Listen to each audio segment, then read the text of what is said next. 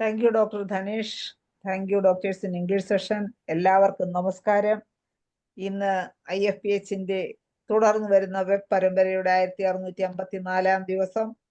ഇന്നത്തെ മലയാളം സെഷനിൽ ഒരു ചർച്ചയാണ്.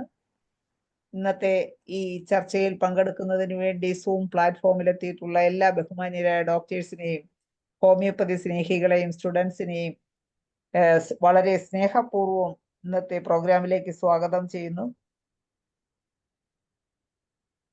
ഇന്നത്തെ സെഷൻ ആരംഭിക്കുന്നതിന് മുമ്പായി ഒരു നിമിഷം ഈശ്വര പ്രാർത്ഥന. നന്ദി. ഇന്നത്തെ നമ്മുടെ ചർച്ചയുടെ വിഷയം ക്യാൻസർ ചികിത്സയിൽ ഹോമിയോപ്പതിയുടെ പങ്ക് എന്നുള്ള വിഷയത്തെക്കുറിച്ചാണ് നമ്മൾ ഇന്നിവിടെ ചർച്ച ചെയ്യുന്നത്. ഇന്നത്തെ ചർച്ചയിൽ എല്ലാവരും സജീവമായി പങ്കെടുക്കുകയും അവരവരുടെ ക്യാൻസർ ചികിത്സയിലുള്ള എക്സ്പീരിയൻസ് ഷെയർ ചെയ്യുകയും ചെയ്യണമെന്ന് താല്പര്യപ്പെട്ടുകൊണ്ട് നമുക്ക് ഇന്നത്തെ ഈ വിഷയത്തിൽ ആമുഖമായി 2 വാക്ക് സംസാരിക്കുന്നതിന് ഞാൻ ഡോക്ടർ ധനേഷിനെ ക്ഷണിക്കും. നന്ദി ശൈല ഡോക്ടർ. അർബുദം അഥവാ ക്യാൻസർ എന്ന വിഷയത്തെക്കുറിച്ച് നമ്മൾ വിവിധ ഘട്ടങ്ങളിൽ പലതരം ക്ലാസ്സുകൾ ഈ വേദിക്ക് സമ്മാനിക്കുകയുണ്ടായിട്ട് പല ഡോക്ടർമാരും അതിൻ്റെ എക്സ്പെർട്ടുകൾ തന്നെ ഈ വേദിയിൽ വന്ന് പലതരം കേസുകളും അതെങ്ങനെ ചെയ്യണമെന്നും ഏതൊക്കെ മെഡിസിനാണ് അതിൽ വരുന്നതെന്നും അതെങ്ങനെയൊക്കെയാണ് ഉപയോഗിക്കേണ്ടത്, ഏതെല്ലാം ഘട്ടങ്ങളിലാണ് അതിന് മാറ്റങ്ങൾ വരുത്തേണ്ടതെന്നൊക്കെ വളരെ വിശദമായ ക്ലാസ്സുകൾ നമ്മുടെ ഇന്റർനാഷണൽ ഫോറം ഫോർ പ്രൊമോട്ടിംഗ് ഹോമിയോപ്പതിയുടെ ഈ സൈറ്റിലുണ്ട്. അതിൽ നിന്ന് വ്യത്യസ്തമായിട്ട് ഇന്ന് നമ്മളിവിടെ ഉദ്ദേശിക്കുന്നത് നമ്മളുടെയൊക്കെ അനുഭവത്തിൽ അല്ലെങ്കിൽ നമ്മുടെയൊക്കെ അറിവിൽ എന്തൊക്കെയാണ് ഉള്ളത് അതൊക്കെ ഒന്ന് ഷെയർ ചെയ്യാം. ഓരോരുത്തർക്കും കിട്ടിയ അറിവുകൾ അല്ലെ നിങ്ങൾക്ക് കിട്ടിയ ഫലപ്രാപ്തി അതൊക്കെ ഈ വേദിയിൽ പങ്കുവെക്കാം.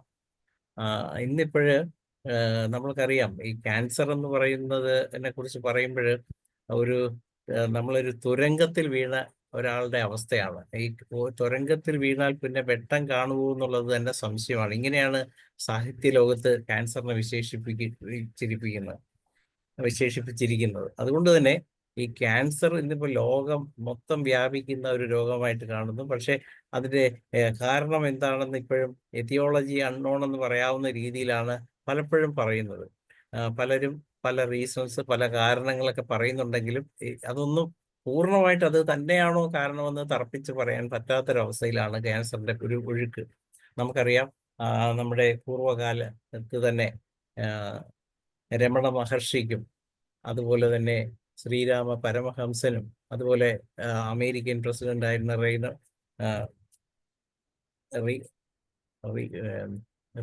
റൊണാൾഡ് റീഗനും അതുപോലെ തന്നെ നമ്മുടെ കേരളത്തിൽ തന്നെയാണെങ്കിൽ ഇപ്പൊ റീസെന്റ് ആയിട്ട് കോടിയേരി ബാലകൃഷ്ണനും അതുപോലെ തന്നെ ഇപ്പൊ ചങ്ങനാശ്ശേരിയിലെ ഇന്നസെന്റ് അതുപോലെ തന്നെ ചങ്ങനാശ്ശേരിയിലെ ഈ CPM-ന്റെ അവിടുത്തെ വലിയ ഒരു ഉമ്മൻചാണ്ടി സാറ്, അതെ ഉമ്മൻചാണ്ടി സാർ, ഇങ്ങനെ പ്രഗത്ഭരായ കുറേ പ്രശസ്തരെയാണ് നമുക്ക് നഷ്ടപ്പെട്ടത് ലോകത്തിന്.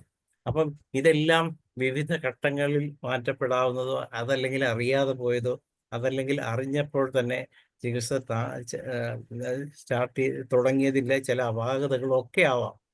കാരണങ്ങൾ ഈ രീതിക്ക് ഇങ്ങനെ ഒഴുകിക്കൊണ്ടിരിക്കുന്ന ഒരു രോഗമായിട്ട് തന്നെയാണ് ഈ ക്യാൻസർ ഇങ്ങനെ കണ്ടുവരുന്നത്. അപ്പം നമ്മളൊരു ഹോമിയോപ്പതി പോയിന്റ് ഓഫ് വ്യൂവിൽ പറയുകയാണെങ്കിൽ നമ്മൾ പറയും ഈ വ്യക്തിയുടെ ശാരീരികവും മാനസികവുമായിട്ടുള്ള പ്രശ്നങ്ങൾ ഇതിനെ ഒരു കാരണമാകുന്നുണ്ട്. കാരണം ഈ പറഞ്ഞ ആൾക്കാരുടെ ലിസ്റ്റിൽ എനിക്ക് ചേർക്കാനുള്ളത് എൻ്റെ അച്ഛനും അമ്മയുമാണ്. എൻ്റെ അച്ഛനും അമ്മയും എൻ്റെ വല്യമ്മയും മരിച്ചത് ക്യാൻസറോട് തന്നെയാണ്. അപ്പോൾ തീർച്ചയായും നമ്മളിപ്പോൾ പറയും പാരമ്പര്യമായിട്ട് വരുന്നൊരു രോഗമാണെങ്കിൽ അടുത്ത് വരാൻ സാധ്യതയുള്ള ഒരാളുടെ ലിസ്റ്റിൽ വരുന്നയാളാണ് ഞാൻ. പക്ഷേ നമ്മൾ ഈ ഹോമിയോപ്പതി പഠിച്ചതിന് ശേഷം നമുക്ക് അത്ര വലിയൊരു ഭയപ്പാട് ക്യാൻസറിനെ കുറിച്ച് ഇല്ല. കാരണം ഇപ്പോൾ തന്നെ 65 വയസ്സിലോട്ട് കടക്കുകയാണ്. അപ്പം അങ്ങനെയുള്ള ഒരു അവസ്ഥയിൽ നമ്മൾ ഇനി എന്തിനാണ് ഇങ്ങനെ ഒരു രോഗത്തെ ഭയപ്പെടുന്നത്? അതുകൊണ്ട് ഒരു ഭയം ഒന്നിനും പരിഹാരമല്ല. നിവർന്ന് നിൽക്കുക, മുന്നോട്ട് പോവുക, ധൈര്യം വേണം. പിന്നെ അതുപോലെ നമ്മൾ ക്യാൻസറിന്റെ ഈ ഭീകരതയെക്കുറിച്ച് പറയുമ്പോൾ നമുക്കറിയാം പുരുഷന്മാരിലും സ്ത്രീകളിലും ഏകദേശം ഇപ്പം ഒപ്പത്തിനൊപ്പം ആരാണ് മുന്നിൽ ആരാണ് പിന്നിൽ എന്ന് പറയാൻ പറ്റാത്ത രീതിയിൽ ഒഴുകുന്നൊരവസ്ഥയാണ്. അപ്പൊ ഇങ്ങനെ പോകുമ്പോൾ ഇതിന് നമുക്കൊരു ട്രീറ്റ്മെന്റ് എങ്ങനെ ചെയ്യാം? അത് വലിയ അപ്പൊ സ്ത്രീകൾക്കാണെങ്കിൽ ഇപ്പൊ ഏറ്റവും പ്രധാനമായിട്ട് കണ്ടുവരുന്നത് ഗർഭവാശയ മുഴകള്, ബ്രസ്റ്റിലുള്ള മുഴകള്, തൈറോയ്ഡ് രോഗങ്ങള്, അതിലൂടെ ഉണ്ടാകുന്ന ക്യാൻസറുകൾ, ഇങ്ങനെയൊക്കെയാണ്. പക്ഷെ പുരുഷന്മാരിൽ കണ്ടുവരുമ്പോൾ ശ്വാസകോശ സംബന്ധമായ രോഗങ്ങളും ഉദര സംബന്ധമായ, ലിവർ സംബന്ധമായ ക്യാൻസറുകളുമാണ് മുന്നിട്ടിരുന്നെങ്കിൽ ഇന്നിപ്പോൾ അതിനും മാറ്റങ്ങൾ വന്നത് തുടങ്ങി. ഇപ്പം മലദ്വാരത്തിലുണ്ടാകുന്ന റെക്ടൽ ക്യാൻസർ ഭയങ്കരമായിട്ട് പടർന്നു പിടിക്കുന്ന ഒരു അവസ്ഥയിലോട്ട് ചെറുപ്പക്കാരുടെ ഇടയിലോട്ട് വ്യാപിച്ചു കൊണ്ടിരിക്കുകയാണ്. അപ്പൊ ഇങ്ങനെയുള്ള ഈ വ്യാപനം തടയുന്നതിനും കണ്ടുപിടിക്കുന്നതിനുമായിട്ട് ഇപ്പൊ നമ്മുടെ കേരള സർക്കാർ തന്നെ ഒരു വർഷത്തേക്കുള്ള വലിയ ബൃഹത് പരിപാടികളൊക്കെ ആസൂത്രണം ചെയ്ത് ക്യാൻസറിനെ നേരത്തെ കണ്ടുപിടിക്കാം എന്നൊരു യജ്ഞമായിട്ട് ഇറങ്ങി. അതിന്റെ ഭാഗമായിട്ട് അവർ ഏകദേശം 10,000-ലധികം ആൾക്കാരെ ചെറുപ്പക്കാരുടെ, സ്ത്രീകളുടെ ഇടയിൽ പഠനം നടത്തി. അതിലൊരു 110ഓളം പേരെ പുതിയതായിട്ട് അതായത് അതിൽ നിന്ന് മനസ്സിലാക്കുന്നത് ഒരു 1% ആൾക്കാരെ ഇപ്പൊ തന്നെ അവർ കണ്ടുപിടിച്ചു എന്നുള്ളതാണ്. പക്ഷെ അത് പലതും സൈലന്റ് ആണ്. ചികിത്സ ആവശ്യമുണ്ടോന്ന് നമ്മളോട് ചോദിക്കുകയാണെങ്കിൽ നമ്മൾ പറയും എന്തിനാണ് ഇപ്പൊ ചികിത്സിക്കുന്നതെന്ന് പറയും. കാരണം ആവശ്യം രോഗിയെ സംബന്ധിച്ച് ഒരു നമ്മുടെ ഉള്ളിന്റെ ഉള്ളിൽ എന്ത് പ്രശ്നം ഉണ്ടെങ്കിലും അത് നമുക്കൊരു പ്രശ്നം ഉണ്ടാക്കുമ്പോൾ മാത്രമാണ് നമ്മൾ അതിനെ രോഗമായിട്ട് കാണേണ്ടതെന്നും, നമുക്ക് നമ്മുടെ നിത്യജീവിതത്തിന് ഒരു തടസ്സമില്ലാതെ ഒരു കാര്യം പോയിക്കൊണ്ടിരിക്കുകയാണെങ്കിൽ നമ്മുടെ ഉള്ളിന്റെ ഉള്ളിൽ എന്തൊക്കെ ഒളിച്ചിരുന്നാലും അവരെ നമ്മൾ രോഗമായിട്ട് കാണരുത് എന്നുള്ളൊരു ആറ്റിറ്റ്യൂഡാണ് ഹോമിയോപ്പതിയുടെ ഇതിൽ പറയുന്നത്. അപ്പൊ നമ്മളൊരിക്കലും നമ്മളൊരാള് രോഗമാകുമ്പോഴത്തേക്കും നമ്മുടെ മനസ്സിൽ അതിന്റെ ഡിസ്റ്റർബൻസ് ഉണ്ടാകുകയും ഇപ്പൊ തന്നെ ഈ അറിയാതിരുന്ന രോഗികളുടെ മുന്നിലോട്ട് എനിക്ക് ക്യാൻസർ ഉണ്ടെന്ന് അറിഞ്ഞു കഴിയുമ്പോൾ അവരുടെ ഉറക്കം കെടുകയാണ്, അവരുടെ പ്രതിരോധ സംവിധാനം തകരുകയാണ്, അവരുടെ ക്യാൻസർ അടുത്ത ഘട്ടത്തിലേക്ക് പോകാനുള്ള സാധ്യത കൂടുതലാണ്. നമ്മൾ ഈ ഹോമിയോപ്പതി ഡോക്ടർമാരുടെ മുന്നിലോട്ട് പല ഘട്ടങ്ങളിലുള്ള രോഗികളാണ് വരുന്നത്. ഇതുപോലെ അപ്രതീക്ഷിതമായിട്ട് ക്യാൻസർ ആണെന്നറിഞ്ഞ് മറ്റ് ഇതര ചികിത്സകൾ ചെയ്യാൻ പറ്റാത്ത ആൾക്കാർ വരാറുണ്ട്. അതുപോലെ തന്നെ അലോപ്പതി ചികിത്സയിൽ ശസ്ത്രക്രിയയും മറ്റു കാര്യങ്ങളും ഒക്കെ ചെയ്തതിന് ശേഷം ഇനി അതിന്റെ തുടർ ചികിത്സയ്ക്കായിട്ട് വരുന്നവരുണ്ട്. പിന്നെ ഒരേ സമയത്ത് ക്യാൻസർ പെട്ടെന്നായിരിക്കും അറിയുന്നത്. എൻ്റെ അമ്മയ്ക്ക് അങ്ങനെ ആയിരുന്നു. പെട്ടെന്നാണ് അറിയുന്നത് ശരീരത്തിന്റെ വിവിധ ഭാഗങ്ങൾ. അതായത് ഏകദേശം 1 മാസം മുമ്പ് നമ്മൾ നോക്കുമ്പോൾ യാതൊരു ക്യാൻസർ സെല്ലിന്റെയും അല്ലെങ്കിൽ ഉള്ള ഒരു ബ്ലഡ് പിക്ചറോ ബുദ്ധിമുട്ടുകളോ സ്കാനിങ് റിപ്പോർട്ടിലോ ഒന്നുമില്ലായിരുന്നു. അത് വേഗമാണ് വിവിധ ഭാഗങ്ങളിൽ, വിവിധ അവയവങ്ങളിൽ വ്യാപിച്ചതായിട്ട് കാണുന്നതും വളരെ വേഗമാണ് അമ്മയുടെ മരണം ഉണ്ടാകുന്നത്. അപ്പം ഈ ക്യാൻസറിന് അങ്ങനെയുള്ള കാലഘട്ടങ്ങളിൽ പലരും പറയാറുണ്ട്, ഇനി ഞങ്ങൾക്കൊന്നും ചെയ്യാനില്ല, നിങ്ങൾ എന്താന്ന് വെച്ചാൽ വീട്ടിൽ കൊണ്ട് നോക്കിക്കോളൂ എന്ന് പറയുമ്പോഴും നമ്മുടെയൊക്കെ അടുത്ത് വന്നതിന് ശേഷം നമുക്ക് കുറേ നാളുകളോളം അവരെ ചികിത്സിക്കാനും അവരുടെ വേദനയില്ലാതെ മരണം വരെ അവരുടെ തുടർ ചികിത്സ ചെയ്യാനും ഒക്കെ അവസരം കിട്ടിയിട്ടുണ്ട്. അത് ഹോമിയോപ്പതിയുടെ ഒരു വലിയ നേട്ടമാണ്. പക്ഷെ ഇതൊന്നും എല്ലാവരും അറിയുന്നില്ല. എല്ലാവരെയും അറിയിക്കുക എന്നുള്ളത് നമുക്കിപ്പോൾ നോട്ടീസ് അടിച്ച് പബ്ലിഷ് ചെയ്യാൻ പറ്റാത്തൊരു സാഹചര്യമാണ്. ഇപ്പൊ പുതിയ ഒരു കാലഘട്ടത്തിലെ നിയമങ്ങൾ അങ്ങനെയാണ്. നമുക്കൊരു ഡോക്ടർക്കൊരു അസുഖം ചികിത്സിച്ച് ഭേദമായാൽ ഞാനത് ചികിത്സിച്ച് ഭേദമാക്കി എന്ന് അവകാശപ്പെടാൻ പറ്റാത്ത ഒരു കാലഘട്ടത്തിലൂടെയാണ് നമ്മൾ കടന്നു പോകുന്നത്. പണ്ടൊക്കെ ആണെങ്കിൽ നമുക്കത് ചെയ്യാമായിരുന്നു. പക്ഷെ ഇപ്പോഴും പല ഹോസ്പിറ്റലുകാരും അവരതിന് വേറെ രീതിയിലാണ് പരസ്യം കൊടുക്കുന്നത്. ക്യാൻസർ ചികിത്സയിൽ നമ്പർ 1 എന്നൊക്കെ പറഞ്ഞുള്ള രീതിയിൽ. പക്ഷെ നമുക്കൊരിക്കലും അങ്ങനെ ഒരാൾക്ക് ചെയ്യാൻ പറ്റില്ല. അപ്പൊ ഇപ്പൊ നമുക്കറിയാം, നമ്മുടെ കൂട്ടത്തിൽ തന്നെ അനിൽകുമാർ ഡോക്ടറൊക്കെ അതിന്റെ ഉസ്താദുകളാണ്, അല്ലെങ്കിൽ അതിന്റെ അഗ്രഗണ്യരായ ലിസ്റ്റിൽ വരുന്ന ഒത്തിരി ഡോക്ടർമാരുണ്ട്. അപ്പൊ അതുപോലെ തന്നെ നമ്മുടെ മലപ്പുറത്ത് ഹോമിയോ ആശുപത്രിയോടനുബന്ധിച്ച് വളരെ നല്ലൊരു ക്യാൻസർ സെന്റർ തന്നെ ഉണ്ട്. അതിനുവേണ്ടി മാത്രം ചികിത്സ നടത്തുന്ന ഒരു സ്ഥാപനമാണ്. അപ്പൊ ഇതെല്ലാം വളരെ ഭംഗിയായിട്ട് കൊണ്ടുപോകണമെങ്കിൽ നമ്മൾ ഹോമിയോപ്പതി ഡോക്ടർമാർ വളരെ ശക്തമായ രീതിയിൽ മുന്നോട്ട് വരണം. ഇത് ചെയ്യാനുള്ള ഒരു ആത്മവിശ്വാസം നമുക്ക് ഉണ്ടാകുകയും വേണം. അതുകൊണ്ട് തന്നെ നമ്മൾ ഈ പ്രധാനമായിട്ട് ഇതിന്റെ കാരണങ്ങളിലോട്ട് പോകുമ്പോൾ നമുക്ക് എല്ലാവർക്കും നമ്മൾ സാധാരണ പറയുന്നത് ഈ പറഞ്ഞ ആണെങ്കിൽ പോലും മറ്റു പല കാരണങ്ങളും ഉണ്ട്. സാധാരണ പഴകിയ ഭക്ഷണം കഴിക്കുക, നിരന്തരമായിട്ട് അസമയത്ത് ഭക്ഷണം കഴിക്കുക, പിന്നെ ശരിയായ രീതിയിലുള്ള ജീവിത സാഹചര്യങ്ങൾ ഇല്ലാതെ പോവുക, പിന്നെ പഴകിയതും നമ്മൾ ഫ്രിഡ്ജിലൊക്കെ വെച്ച സാധനങ്ങൾ പിന്നെയും ചൂടാക്കി കഴിക്കുക. ഇതൊക്കെയാണ് പണ്ട് കാലഘട്ടത്തിൽ പറഞ്ഞിരുന്നെങ്കിലും അത് മാത്രമൊന്നും അല്ല ക്യാൻസറിന്റെ കാരണങ്ങൾ. അതുപോലെ തന്നെ ഒത്തിരി മൃഗക്കൊഴുപ്പ് കഴിക്കുക, അതുപോലെ തന്നെ ഒത്തിരി പുക പിടിച്ചതും ഒത്തിരി കരിഞ്ഞതും ആയ ഭക്ഷണ പദാർത്ഥങ്ങൾ നിരന്തരം കഴിക്കുക. ഇതെല്ലാം ചില ആൾക്കാർക്ക് അങ്ങനെ ഒരു രീതിയുണ്ട്, ഒത്തിരി കരിഞ്ഞ് മൊരിഞ്ഞ സാധനങ്ങൾ മാത്രമേ കഴിക്കുള്ളൂ. അപ്പൊ അങ്ങനെയൊക്കെ വരുമ്പോൾ റെക്ടൽ ക്യാൻസർ ഒക്കെ ഉണ്ടാകാനുള്ള സാധ്യത കൂടുതലാണ്, പെപ്റ്റിക് അൾസർ ഉണ്ടാകാനുള്ള സാധ്യത കൂടുതലാണ്, ഗ്യാസ്ട്രിക് ക്യാൻസർ വരാനുള്ള സാധ്യത കൂടുതലാണ്. അത് ഇങ്ങനെയുള്ള പല കാരണങ്ങളും ഇതിന് കാരണമാണ്.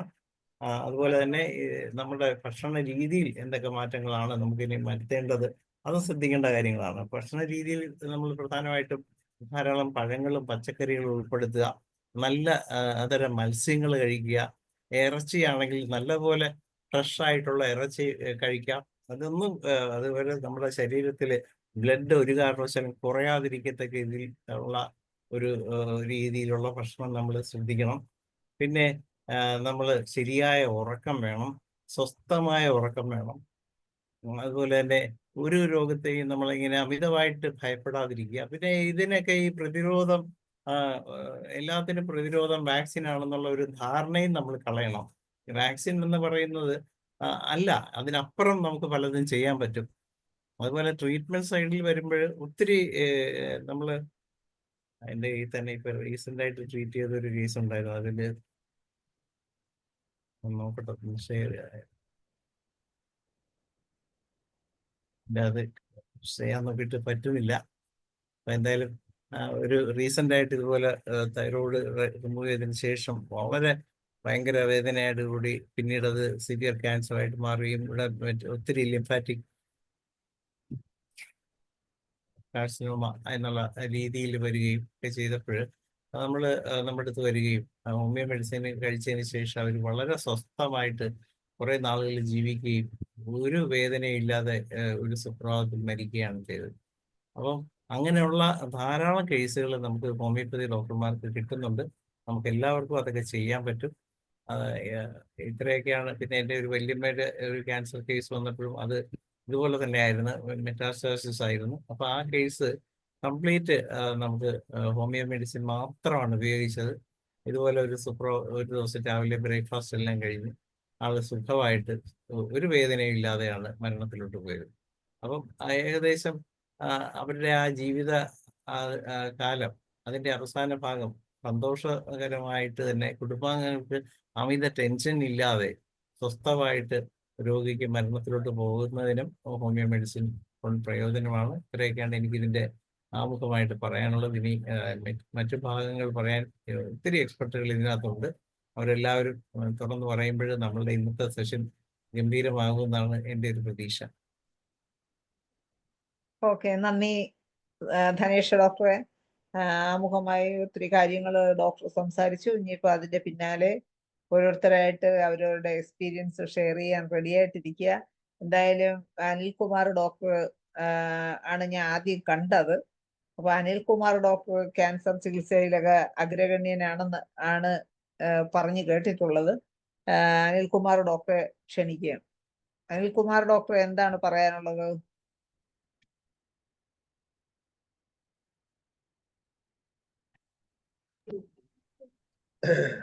നമസ്കാരം. ധനേഷ് ഡോക്ടർ എന്നെ പൊക്കി പറഞ്ഞൊക്കെ ഞാൻ കേട്ടു.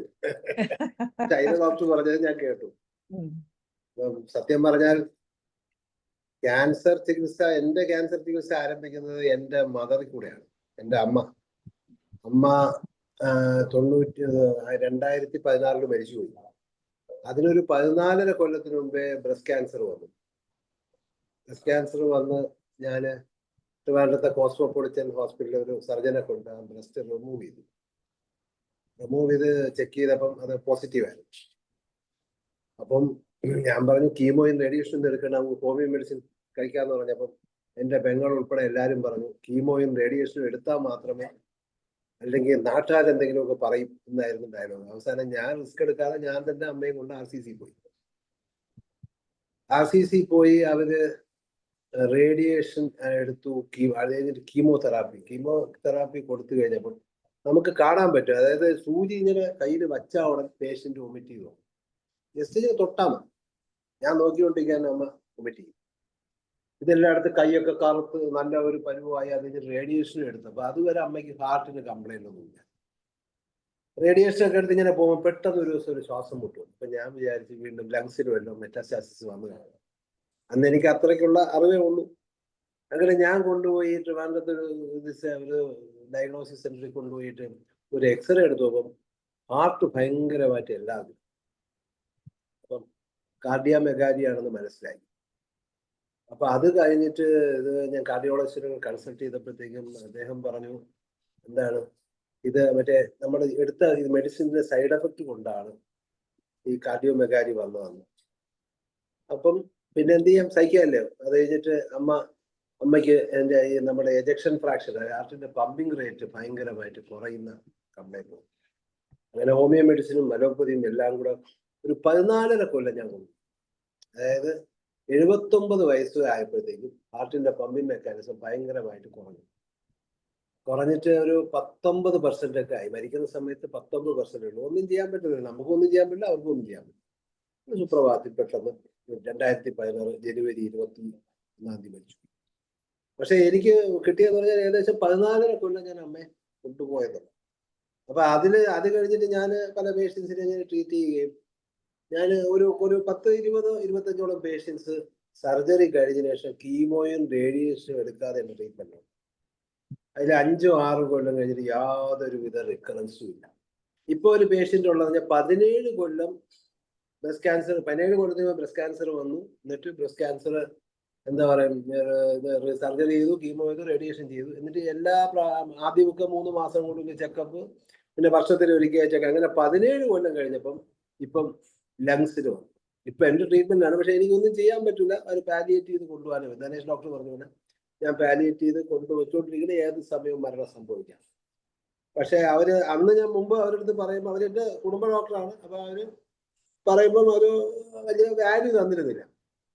അവസാനം ധനേഷ് ഡോക്ടർ പറഞ്ഞ പോലെ ഒന്നും ചെയ്യാനില്ല എന്ന് പറഞ്ഞ് വിട്ടപ്പോഴത്തേക്ക് എൻ്റെ അടുത്ത് വന്നു. അതേസമയം ഈ 25ഓളം പേഷ്യൻസിന് എന്താ പറയാ, ഞാൻ കൊടുത്ത കേസുകളൊന്നും കീമോ റേഡിയേഷനും എടുക്കാതെ സർജറി കഴിഞ്ഞ് കൊടുത്ത കേസുകളുണ്ട്. ആ കേസുകൾ സുഖമായിട്ട് മുമ്പോട്ട് പോകും. വേറൊരു പേഷ്യന്റ് വന്നു പറഞ്ഞാൽ നല്ല ബ്രസ്റ്റ് ക്യാൻസർ ഒരു 3.5 കൊല്ലത്തിന് മുമ്പ് എൻ്റെ അടുത്ത് വന്നു. ഞാൻ മെഡിസിൻ കൊടുത്തിട്ടുണ്ടെങ്കിൽ ട്യൂമർ അവിടെ തന്നെ ഉണ്ട്, വേറെ ഉപദ്രവമൊന്നുമില്ല. ഒരു 2-3 കൊല്ലം കഴിഞ്ഞപ്പോൾ ഡോക്ടറെ ഇത് എങ്ങനെയെങ്കിലും എനിക്കൊന്ന് റിമൂവ് ചെയ്താണ്. എല്ലാവരും പറയണേ ഇത് വച്ചുകൊണ്ടിരുന്ന വേറെ ആയി പോകുന്നു. പക്ഷെ ഞാൻ പറഞ്ഞത് എന്ത് ചെയ്യാനായിട്ട്, ഡോക്ടർ തന്നെ എനിക്കൊരു സർജറി അറേഞ്ച് ചെയ്തതാണ്. അങ്ങനെ ഞാൻ ട്രിവാൻഡ്രത്തുള്ളൊരു ആരുടെ പറയാൻ, എല്ലാവരും നമ്മൾ ചെല്ലുമ്പോഴേ നമ്മളെ കുറ്റപ്പെടുത്തും. അപ്പൊ അതെല്ലാം കണ്ടു ഞാൻ ഒരു ഡോക്ടറെ സമീപിച്ചു. അതിനെന്താ ഡോക്ടറിനെ വിട്ടേക്കുന്നത്? ഞാൻ വിട്ടു. അവർ പോയി എല്ലാ ചെക്കപ്പും ചെയ്തിട്ട് അവർ ഒരു റൈറ്റ് ബ്രസ്റ്റ് ആണ് റിമൂവ് ചെയ്തിട്ട് അവർ കംപ്ലീറ്റ് ചെക്ക് ചെയ്ത് നോക്കിയപ്പോൾ ഒരു സ്ഥലത്തും സ്പ്രെഡിങ് ഇല്ല. പേഷ്യന്റിന് കീമോ റേഡിയേഷൻ എടുക്കാൻ താല്പര്യം. അപ്പം തിരിച്ച് എൻ്റെ അടുത്ത് തന്നെ റെഫർ ചെയ്തു. ഇപ്പോഴാണ് ട്രീറ്റ്മെന്റ്, അവർക്ക് ഒരു കുഴപ്പമില്ല, സുഖമായിട്ടിരിക്കുന്നു. അപ്പൊ അങ്ങനെ ഞാൻ വേറെ 2-3 കേസിൽ പരീക്ഷിച്ച് നോക്കി. സർജറി നമ്മളെ തിയറി എടുക്കാതെ റിമൂവ് അബ്സോർവ് ചെയ്യാൻ പറ്റുമോ എന്നുള്ളതാണ്. പക്ഷെ എടുത്തു കഴിഞ്ഞിട്ട് സ്പ്രെഡിങ് അറസ്റ്റ് ചെയ്യാൻ ഹോമിയോപ്പതി നമ്പർ 1 ആണ് ലോകത്ത്. അത് എൻ്റെ ഒരു അനുഭവമാണ്. കാരണം നേരത്തെ ധനേഷ് ഡോക്ടർ പറഞ്ഞ പോലെ എന്താ ഫാദറിനും മദറിനും ബന്ധുക്കൾക്കും ഒക്കെ ഉണ്ടെങ്കിലും നമുക്ക് വരൂല. അപ്പൊ എനിക്ക് വരൂല എന്ന് എനിക്ക് ഉറപ്പാണ്. കാരണം വെച്ചാൽ ഞാൻ അതിനുള്ള പ്രിക്കോഷൻ എടുത്തിട്ടുണ്ട്. നമ്മുടെ ഹോമിയോ മെഡിസിൻ തന്നെയാണ് കഴിക്കുന്നത്. അപ്പൊ അത് അറസ്റ്റ് ചെയ്യിക്കാൻ പറ്റും. അതായത് മെറ്റാസ്റ്റാസിസ് വരാതെ തലമുറയിലുണ്ടെങ്കിൽ നമുക്ക് വരാതെ അറസ്റ്റ് ചെയ്യാനുള്ള മരുന്ന് ഹോമിയോപ്പതിയിലുണ്ട്. അതിന് ഏറ്റവും വലിയൊരു പ്രത്യേകത, അത് 200 കൊല്ലത്തിന് മുമ്പ് അങ്ങനെ എഴുതി വെച്ചിട്ടുള്ളതാണ്. നമ്മൾ ഇപ്പോഴും ഫോളോ ചെയ്യുന്നത്. സയൻസ് ഇത്രയും അഡ്വാൻസ് ചെയ്തിട്ട് ഹോമിയോപ്പതി മെഡിസിൻസ് വർക്ക് ചെയ്യുന്നു. അതാണ് വേറെ. ഇപ്പൊ വരുന്ന എല്ലാ കേസുകളും ഹോമിയോപ്പതി കൊണ്ട് രക്ഷപ്പെടുത്താമെന്ന് ആരും ചിന്തിക്കണം. മിക്കവാറും വരുന്ന കേസുകളൊക്കെ എല്ലാം കഴിഞ്ഞിട്ട് അവസാനം ഒന്നും ചെയ്യാൻ പറ്റാതെ വരും. ആ സമയത്ത് നമുക്ക് പാലിയേഷൻ മാത്രമേ പറ്റത്തുള്ളൂ. അതേപോലെ എനിക്ക് വേറൊരു കേസ് കിട്ടിയ ബോംബെയിൽ നിന്ന് ഒരു 2007 എൻ്റെ ഓർമ്മ. അത് എന്താ ഒരു ബ്രസ്റ്റ് ക്യാൻസർ റിമൂവ് ചെയ്തിട്ട് ബോൺ ക്യാൻസർ ആയി. എല്ലാ ട്രീറ്റ്മെന്റും കഴിഞ്ഞ് ഇനി ഒന്നും ചെയ്യാനില്ലെന്ന് പറഞ്ഞിട്ട് വന്നു. 4th സ്റ്റേജാണ്. ഞാൻ നോക്കിയപ്പോൾ ബ്രോൺ കംപ്ലീറ്റ് സ്പ്രെഡിങ് ഉണ്ട്. ഞാൻ എടുത്ത് വെച്ച് ട്രീറ്റ് ചെയ്തു. എനിക്കും വലിയ പ്രതീക്ഷയൊന്നുമില്ല. പക്ഷെ patient day by day improve ചെയ്തു. ഇപ്പോഴും പേഷ്യന്റ് ജീവിച്ചിരിക്കുന്നു. ഒരു 2-3 കൊല്ലം കഴിച്ചിട്ട് അവർ നിർത്തി, പ്രശ്നമൊന്നുമില്ല. മലയാളി തന്നെയാണ്, ബോംബെ സെറ്റിലാണ്. അത് കഴിഞ്ഞിട്ട് അടുത്ത രസം എന്ന് പറഞ്ഞാൽ അവരെ ഹസ്ബൻഡിന് ക്യാൻസർ വന്നു. ക്യാൻസർ വന്നിട്ട് അവര് ഹോസ്പിറ്റലിൽ പോയി എല്ലാം കഴിഞ്ഞ് കുളമായി കഴിഞ്ഞു. ഇപ്പോഴാണ് റീസെന്റ് ഒരു 1 കൊല്ലത്തിനകത്തുള്ള സംഭവം കഴിഞ്ഞപ്പോൾ എൻ്റെ അടുത്ത് ഞാനും മെഡിസിൻസ് ഒക്കെ കൊടുത്തു, ഒന്നും ചെയ്യാൻ പറ്റില്ല, 3 മാസമായി മരിച്ചു. അതിന് രസം മനസ്സിലാക്കാം, ഈ ബോൺ ക്യാൻസർ വന്ന പേഷ്യന്റ് എൻ്റെ അടുത്ത് വന്ന് രക്ഷപ്പെട്ടു. അവരെ ഹസ്ബൻഡിന് വന്നപ്പോൾ എന്നെ കോണ്ടാക്ട് ചെയ്തില്ല, എല്ലാം കഴിഞ്ഞ് കുളമായപ്പോഴാണ് എന്നെ കോണ്ടാക്ട്. അതാണ് അതിനൊരു വിരോധാഭാസം. അപ്പോഴും വിശ്വാസം മറ്റേതിലോട്ടാണ്. ഞാൻ മോഡേൺ മെഡിസിനെ എതിർത്ത് പറയുന്നതല്ല, പക്ഷെ നമ്മടുത്ത് ഫസ്റ്റിൽ വന്നൊരു ഒപ്പീനിയൻ ചോദിക്കില്ല. എല്ലാവരും മിക്കവാറും ഇവിടെ ഇരിക്കുന്ന എല്ലാ ഡോക്ടർമാർക്കും കിട്ടുന്ന കേസ് എല്ലാം ഡയഗ്നോസിസ് ഒക്കെ കഴിഞ്ഞ് മിക്കവാറും എല്ലാ ട്രീറ്റ്മെന്റും ഒക്കെ കഴിഞ്ഞിട്ടായിരിക്കും നമുക്ക് കിട്ടുക. ആ സമയത്ത് നമുക്ക് എന്തൊക്കെ ചെയ്യാൻ പറ്റുമോ അതിന് മെയിനായിട്ട് പാലിയേഷൻ ആയിരിക്കും, അല്ലെങ്കിൽ ക്യൂർ കിട്ടുന്ന കേസ് വളരെ കുറവായിരിക്കും. പക്ഷെ അതേസമയം ആദ്യമേ കിട്ടി അറസ്റ്റ് ചെയ്യാൻ പറ്റും, അതേ വെച്ചിട്ട് മുമ്പിലോട്ട് പോകാൻ പറ്റും. അപ്പം എന്താ പറയുക, എൻ്റെ അടുത്ത് പറഞ്ഞിട്ട് പോയിട്ടുണ്ട്, ഡോക്ടറെ നിങ്ങൾ ക്യാൻസർ ചെയ്തിട്ട് കുറഞ്ഞില്ലല്ലോ. എല്ലാ കേസും കുറയണമെന്നില്ല. അതിപ്പോൾ നമ്മുടെ ഫോറത്തിൽ വരുന്ന മൈസൂർ പഠിക്കുന്ന ഡോക്ടറായാലും, ഇസ്മായിൽ സേട്ട് ഡോക്ടറായാലും, ധനേഷ് ഡോക്ടറായാലും, ടൈലർ ഡോക്ടറായാലും നമുക്ക് എല്ലാം കുറയ്ക്കാൻ പറ്റില്ല. നമുക്ക് ലിമിറ്റേഷൻസ് ഉണ്ട്. അത് എല്ലാ RCCയിലോട്ട് ലിമിറ്റഡ്, പക്ഷേ RCCയെക്കാളും റിസൾട്ട് ഹോമിയോപ്പതിയിലുണ്ട്. അതിപ്പോൾ വണ്ടൂര് തുടങ്ങിയ സെന്റർ പോലെ നമുക്ക് കേരളത്തിൽ എല്ലാ ജില്ലകളിലും ഹോമിയോപ്പതി സെന്റർ തുടങ്ങണമെന്നാണ് എൻ്റെ അഭിപ്രായം. ഇപ്പൊ ആറ്റുകാലിൽ നമ്മൾ സ്റ്റാള് തുടങ്ങിയിട്ടുണ്ട്. സ്റ്റാളിൽ ജനനിയും പറഞ്ഞിട്ടുണ്ട്, നമുക്ക് ബാക്കി കാര്യങ്ങളൊക്കെ പറഞ്ഞിട്ടുണ്ട്. പക്ഷെ അതിന് നമുക്ക് ക്യാൻസർ ഉൾപ്പെടുത്തണം. വാലിയേഷൻ മാത്രമല്ല, ക്യൂർ കിട്ടുന്നുണ്ട്. അത് എത്ര % വെച്ചാൽ കൂടുതൽ സ്റ്റഡി ചെയ്തിട്ട് മാത്രമേ നമുക്ക് പറയാൻ പറ്റൂ. അപ്പൊ ഇത്രയുമാണ് എനിക്ക് ഷെയർ ചെയ്യാനുള്ളത്. അപ്പൊ ഓരോ ഡോക്ടർമാരും ഇത് ക്യാൻസർ ചെയ്യാൻ പറ്റുമെന്ന് ചിന്തിക്കുക. ചിന്തിച്ചുകൊണ്ട് ഡോക്ടറെ എല്ലാവർക്കും പേടിയാണ്. അനിൽകുമാർ ഡോക്ടർ അവസാനിപ്പിക്കുന്നതിന് മുമ്പ് ഒരു സസ്പെൻസ് അടങ്ങി പറഞ്ഞു. എന്താണ്? ക്യാൻസർ വരാതിരിക്കാൻ ഞാൻ വരാതിരിക്കാൻ വരുന്നുണ്ട്. നമ്മുടെ മെയിൻ മെഡിസിൻ നമ്മുടെ മലാൻഡ്രിനും തന്നെയാണ്. അത് ശരി. അത് ഹയർ പൊട്ടൻസീസ് കഴിച്ചു കഴിഞ്ഞാൽ അത് തടയാൻ പറ്റും. മലാൻഡ്രിനം 1 1 10 50 MCM ഇടയ്ക്ക് വല്ലപ്പോഴും ഒൺസിന്നമായി കഴിച്ചു കഴിഞ്ഞാൽ തടയാൻ പറ്റും എന്നാണ് ഞാൻ കണ്ടിട്ടുള്ളത്. അത് ശരി. മലാൻഡ്രിനം ഭയങ്കര എഫക്റ്റീവ് ആണ്. മെറ്റാസ്റ്റാസിസ് വരാതെ തടയും. മെറ്റാസ്റ്റാസിസ് കേസിൽ ഞാനത് കൊടുക്കാറുണ്ട്. അതിന്റെ പൊട്ടൻസി ലോവർ ചെയ്ത് ഹയറിലോട്ട് പോയിട്ട് വളരെയധികം വ്യത്യാസം കിട്ടുന്നു. വരുന്ന എല്ലാ ക്യാൻസറും ക്യൂർ ചെയ്യാന്ന് ഒരു ഡോക്ടർമാരും ചിന്തിക്കേണ്ട. അവർക്ക് ആയുസുണ്ടെങ്കിൽ പേഷ്യന്റ് തീർച്ചയായിട്ടും രക്ഷപ്പെടും. അതാണ് എൻ്റെ ഒരു അനുഭവം. Thank you very much. Okay, thank you Anilkumar ഡോക്ടറെ. അപ്പൊ ഇനി മനോജ് ഡോക്ടർ എന്തെങ്കിലും പറയാൻ ആഗ്രഹിക്കുന്നുണ്ടോ? ക്യാൻസർ ട്രീറ്റ്മെന്റിൽ എന്താണ് ഓർഗനോടൊക്കെ ചേർത്ത്?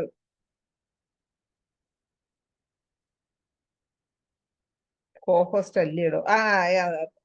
ഓക്കെ. ഓക്കെ, നന്ദി ഡോക്ടറെ. ഈ പൊതുവേ കാണുന്നൊരു കാര്യം, ഇതൊരു കോംപ്ലക്സ് കേസാണ്. മോറോവർ നമ്മൾ പ്രിജുഡൈസ്ഡ് ആയി പോകും. അവിടെയാണ് പ്രശ്നം. കാരണം എന്താണ്, ഒരു സോഷ്യൽ പ്രഷർ ഉണ്ട്. അത് വലിയ ഉമ്മൻചാണ്ടിയുടെ കാര്യം തന്നെ അറിയാം. അദ്ദേഹം വളരെ സ്വസ്ഥമായിട്ടിരുന്നതാണ്. 10 വർഷത്തോളം കുഴപ്പമില്ല പോയതാണ്. അവസാനം അദ്ദേഹത്തിന്റെ ചികിത്സ പോരാന്ന് വിദഗ്ധ ഉപദേശം കേട്ട് കൊണ്ടുപോയി. എന്ത് സംഭവിച്ചു നമുക്കറിയാം.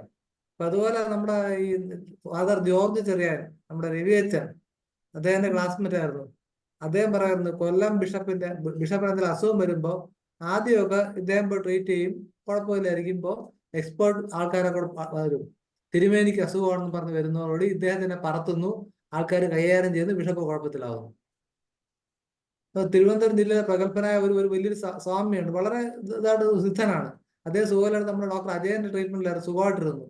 അവസാനം ഈ പറഞ്ഞ കണക്ക് വിദഗ്ധന്മാർ വന്ന് കൂടി കുഴപ്പത്തിൽ അടിച്ചു. ഇപ്പൊ എന്താ പ്രശ്നം എന്ന് പറഞ്ഞു കഴിഞ്ഞാല്, നമുക്ക് ഇനഫായിട്ടുള്ള എന്താ പറയുക, എഴുന്നള്ളത്തില്ല. ആന വേണം, അമ്പാരി വേണം, നമുക്കതില്ല. അപ്പൊ നമുക്ക് വലിയ ഇൻസ്റ്റിറ്റ്യൂഷൻസ്, ഇപ്പൊ ഡോക്ടർ വിനൂക്ഷ തുടങ്ങിയ പോലുള്ള അതിന്റെ 10 ഇരട്ടിയുള്ള 10 സ്ഥാപനങ്ങൾ കേരളത്തിൽ ഉണ്ടാക്കി തീർച്ചയായിട്ടും ഹോമിയോപ്പതി എന്തോ ഉണ്ടെന്ന് തോന്നേണ്ടി വരും. അതാണ് ആവശ്യം. പിന്നെ ഈ പറഞ്ഞത് സൈക്കോട്ടിക് മാനിഫെസ്റ്റേഷൻ ആണ് കൂടുതലുള്ളത്. അപ്പൊ ആന്റി സൈക്കോട്ടിക് മെഡിസിൻസ്. എനിക്കൊരു കേസ് ഉണ്ട്, എൻ്റെ സ്റ്റുഡന്റിന്റെ അമ്മൂമ്മയുടെ കേസാണ്. ഏതാണ്ട് ഒരു 10-20 വർഷത്തോളം കുഴപ്പമില്ല, റെക്ടൽ ക്യാൻസർ ആയിരുന്നു. തൂജ ആസിഡ് നൈട്രിക് കൊടുത്തുകൊണ്ടിരുന്നു. ഹനുമാൻ ക്രോണിക് ഡിസീസിൽ പറഞ്ഞ ഒരു സീക്വൻസ് ഉണ്ടത്. തൂജ ആസിഡ് 10, 15, 25 and 40 days ആണ് കൃത്യമായിട്ട് പറയുന്നത്. ഈ ഇന്റർവെൽ കൊടുക്കണമെന്നാണ് പറയുന്നത്. 10, 15, 25, 40 ഈ ഡേയ്സിലാണ് തൂജ നൈട്രിക് ആസിഡ് ഇങ്ങനെ മാറി കൊടുക്കുന്നത്. ഫാൻ ഡോക്ടർ പറഞ്ഞത് ബോറിക്കിന്റെ മെറ്റീരിയലുണ്ട്, മെലാൻഡ്രിനം ഈ പറഞ്ഞ പോലെ ഹെറിഡിറ്ററി ടെൻഡൻസി പ്രിവെന്റ് ചെയ്യും, അല്ലെങ്കിൽ റിക്കറന്റ് ഹെറിഡിറ്ററി, അത് തന്നെ പാരമ്പര്യമുള്ളവർക്ക് കൊടുക്കാൻ പറ്റിയ മെഡിസിൻ പറയുന്നത്. അപ്പൊ പ്രശ്നം എന്ന് വെച്ചാല്, ഒന്ന് സമൂഹത്തിന്റെ ഇഷ്യൂ, 2 നമ്മൾ ഭയന്നു. ഈ രണ്ട് കാര്യങ്ങളാണ് നമ്മുടെ ബിന്ദു ഡോക്ടർ ഒരു മെറ്റാസ്റ്റേസിസ് കേസ് റിവേഴ്സ് ചെയ്തിട്ടുണ്ട്. സാധാരണ സംഭവിക്കുന്ന കാര്യങ്ങളല്ല. അഡിനോ കൊറിയോ കാഴ്ച എന്തൊരു കേസ് ഒരു മെഡിസിൻ നോർമൽ ആയിട്ടുണ്ട്. അപ്പോൾ പിന്നെ മാത്രമല്ല സ്റ്റേറ്റ് ഗവൺമെന്റ് ക്യാൻസർ രജിസ്റ്റർ ഉണ്ടാക്കിയിട്ടുണ്ട്. അപ്പൊ നിയമപരമായിട്ട് അതിനകത്തെല്ലാം ആദ്യത്തെ കേസ് രജിസ്റ്റർ ചെയ്യണമെന്നും അങ്ങോട്ടേ പോകാവുന്നുള്ള രീതിയിലൊക്കെ ആകി വരുന്നുണ്ട്. അത് നമ്മൾ കുറച്ച് അലേർട്ട് ആയിട്ട് അക്കാര്യത്തിൽ ഇത്ര എനിക്ക് പറയാനുള്ളത്. നന്ദി മനോജ് ഡോക്ടറെ. ശൈല ഡോക്ടറെ, എനിക്ക് അതിൽ ഒരു കാര്യം അപ്ഡേറ്റ് ചെയ്യാനുണ്ട്. മനോജ് ഡോക്ടർ പറഞ്ഞ 100% ശരിയാണ് ഉമ്മൻചാണ്ടി സാറിന്റെ കേസിൽ. ഉമ്മൻചാണ്ടി സാറിന് ഞാന് ഡോക്ടർ ഷാജി കൂടിയാണ് ഡോക്ടർ ഷഫീഖും കൂടെ നോക്കാൻ പോയത്. അന്ന് ഫിറോസും ഉണ്ടായിരുന്നു കൂടെ. പോയി നോക്കി മരുന്ന് സ്റ്റാർട്ട് ചെയ്താണ്. അതിനിടയ്ക്ക് വാർത്ത വന്നു അവർ ചികിത്സിക്കുന്നില്ല, പ്രാർത്ഥിക്കുകയാണെന്ന് പറഞ്ഞിട്ട് വാർത്ത വന്നു. ആ വാർത്ത വന്നിട്ട് അദ്ദേഹത്തെ കുടുംബത്തേക്ക് അറസ്റ്റ് ചെയ്ത് കൊണ്ടുപോയി ചികിത്സിക്കണമെന്ന് പറഞ്ഞ് കൊണ്ടുപോയാണ് കേസ് വേഴ്സ് ആയത്. അത് അദ്ദേഹം ഒരു 6-7 കൊല്ലം ഒരു വൈദ്യന്റെ ട്രീറ്റ്മെന്റും അതിങ്ങനെ ഹോമിയോപ്പതിയും കഴിച്ച് ഒരുവിധം ലെവലായി പൊയ്ക്കൊണ്ടിരിക്കുമ്പോഴാണ് ഈ ഒരു പ്രശ്നത്തിൽ, അതായത് നേരത്തെ പറഞ്ഞ പോലെ ഹയർ സെന്റർ, നമ്മളൊക്കെ ക്ലിനിക്കുകളൊക്കെ കൊച്ചു ക്ലിനിക്കുകളാണ്. അപ്പൊ വലിയ ബിൽഡിംഗ് ഒക്കെ ഉള്ള ക്ലിനിക്ക് പോകുമ്പോഴത്തേക്ക് അവിടെ എന്തോ ഒരു സംഭവമാണ് എന്നുള്ള ഒരു വിശ്വാസം. ആ വിശ്വാസത്തിൽ പോയി ഒന്നും സംഭവിച്ചില്ല, അദ്ദേഹം മരിച്ചുപോയി. സാറിന്റെ വീട്ടിൽ ഞാൻ പോയിരുന്നതാണ്. അപ്പൊ ഇത് ഒരു പറഞ്ഞ നമ്മളൊരു വണ്ടൂർ പോലെ ഒരു വലിയ സെന്ററുകൾ വരണം. അതെ, നിങ്ങൾ രണ്ടുപേരും പറഞ്ഞ പോലെ തിരുവനന്തപുരം പോലുള്ള ഒരു മഹാനഗരത്തില് മലപ്പുറത്ത് മാത്രമേ ഇപ്പൊ ക്യാൻസർ സെന്റർ ഉള്ളൂ ഹോമിയോപ്പതിയുടെ. തിരുവനന്തപുരത്ത് ഏറ്റവും അത്യാവശ്യമാണെന്ന് വരേണ്ടത്. അതെ, തിരുവനന്തപുരം മാത്രമല്ല എല്ലാ ജില്ലയിലും വരണം. അല്ല, അത്യാവശ്യം ഒരു വടക്ക് മിഡില് തെക്ക് അങ്ങനെ 3 പ്രൈവറ്റ് സെക്ടറിൽ വേണമെങ്കിൽ വരാം, ഗവൺമെന്റ് സെക്ടറിൽ വരാം. ഇപ്പൊ അതുപോലെ വരാം. നമ്മളെ മറ്റേ കുട്ടികളെ ഇത് ചെയ്യുന്ന പ്രോഗ്രാം തന്നെ ഇത് 3500 കുട്ടികളെ ഉണ്ടായെന്ന് കഴിഞ്ഞ ദിവസം പറഞ്ഞു ശ്രീവിദ്യ ഡോക്ടർ പറഞ്ഞു. പക്ഷെ ഇത് എത്ര പേർക്ക് അറിയില്ല. അതാണ് എന്റെ ഏറ്റവും വലിയ വിഷയം. ഇതൊരു മീഡിയ പബ്ലിസിറ്റി നമുക്കില്ല. അതാണ്. ഓക്കെ, മനോജ് ഡോക്ടർക്ക് എന്തായാലും ഈ ഡോക്ടർ പറഞ്ഞില്ല, അതിനൊരു ശ്രമം നടക്കുന്ന ഡോക്ടർ നമ്മുടെ ഏറ്റവും മിടുക്കിയായ ഡോക്ടറാണ് ഡോക്ടർ ബിന്ദു ജോൺ. അതെ, അവരെ അതിന് ഉപയോഗിക്കണം നടക്കും. നമ്മുടെ ഒരു പാലിയേറ്റീവ് കെയർ യൂണിറ്റ് ഉണ്ട്. അതിനൊരു സ്പെഷ്യൽ സെന്റർ ആക്കി മാറ്റി അതിന്റെ ഒരു സ്പെഷ്യൽ ഓഫീസറാണ് അവരെ അങ്ങോട്ട് പ്രൊമോട്ട് ചെയ്യുകയാണെങ്കിൽ. അതിന് എനിക്കുള്ള അഭിപ്രായം അതല്ല, പാലിയേറ്റീവ് എന്നുള്ള മാറ്റണം. ക്യൂറും കിട്ടുന്നുണ്ട്. നമ്മുടെ ട്രിവാൻഡ്രം മെഡിക്കൽ കോളേജിലും ഹോമിയോ മെഡിക്കൽ കോളേജിലും പറയുന്ന പാലിയേഷൻ ആണ്. അതാണ് ആ ടെക്നിക്ക് തന്നെ മാറ്റണം. നമ്മൾ പേര് തന്നെ മാറ്റണം.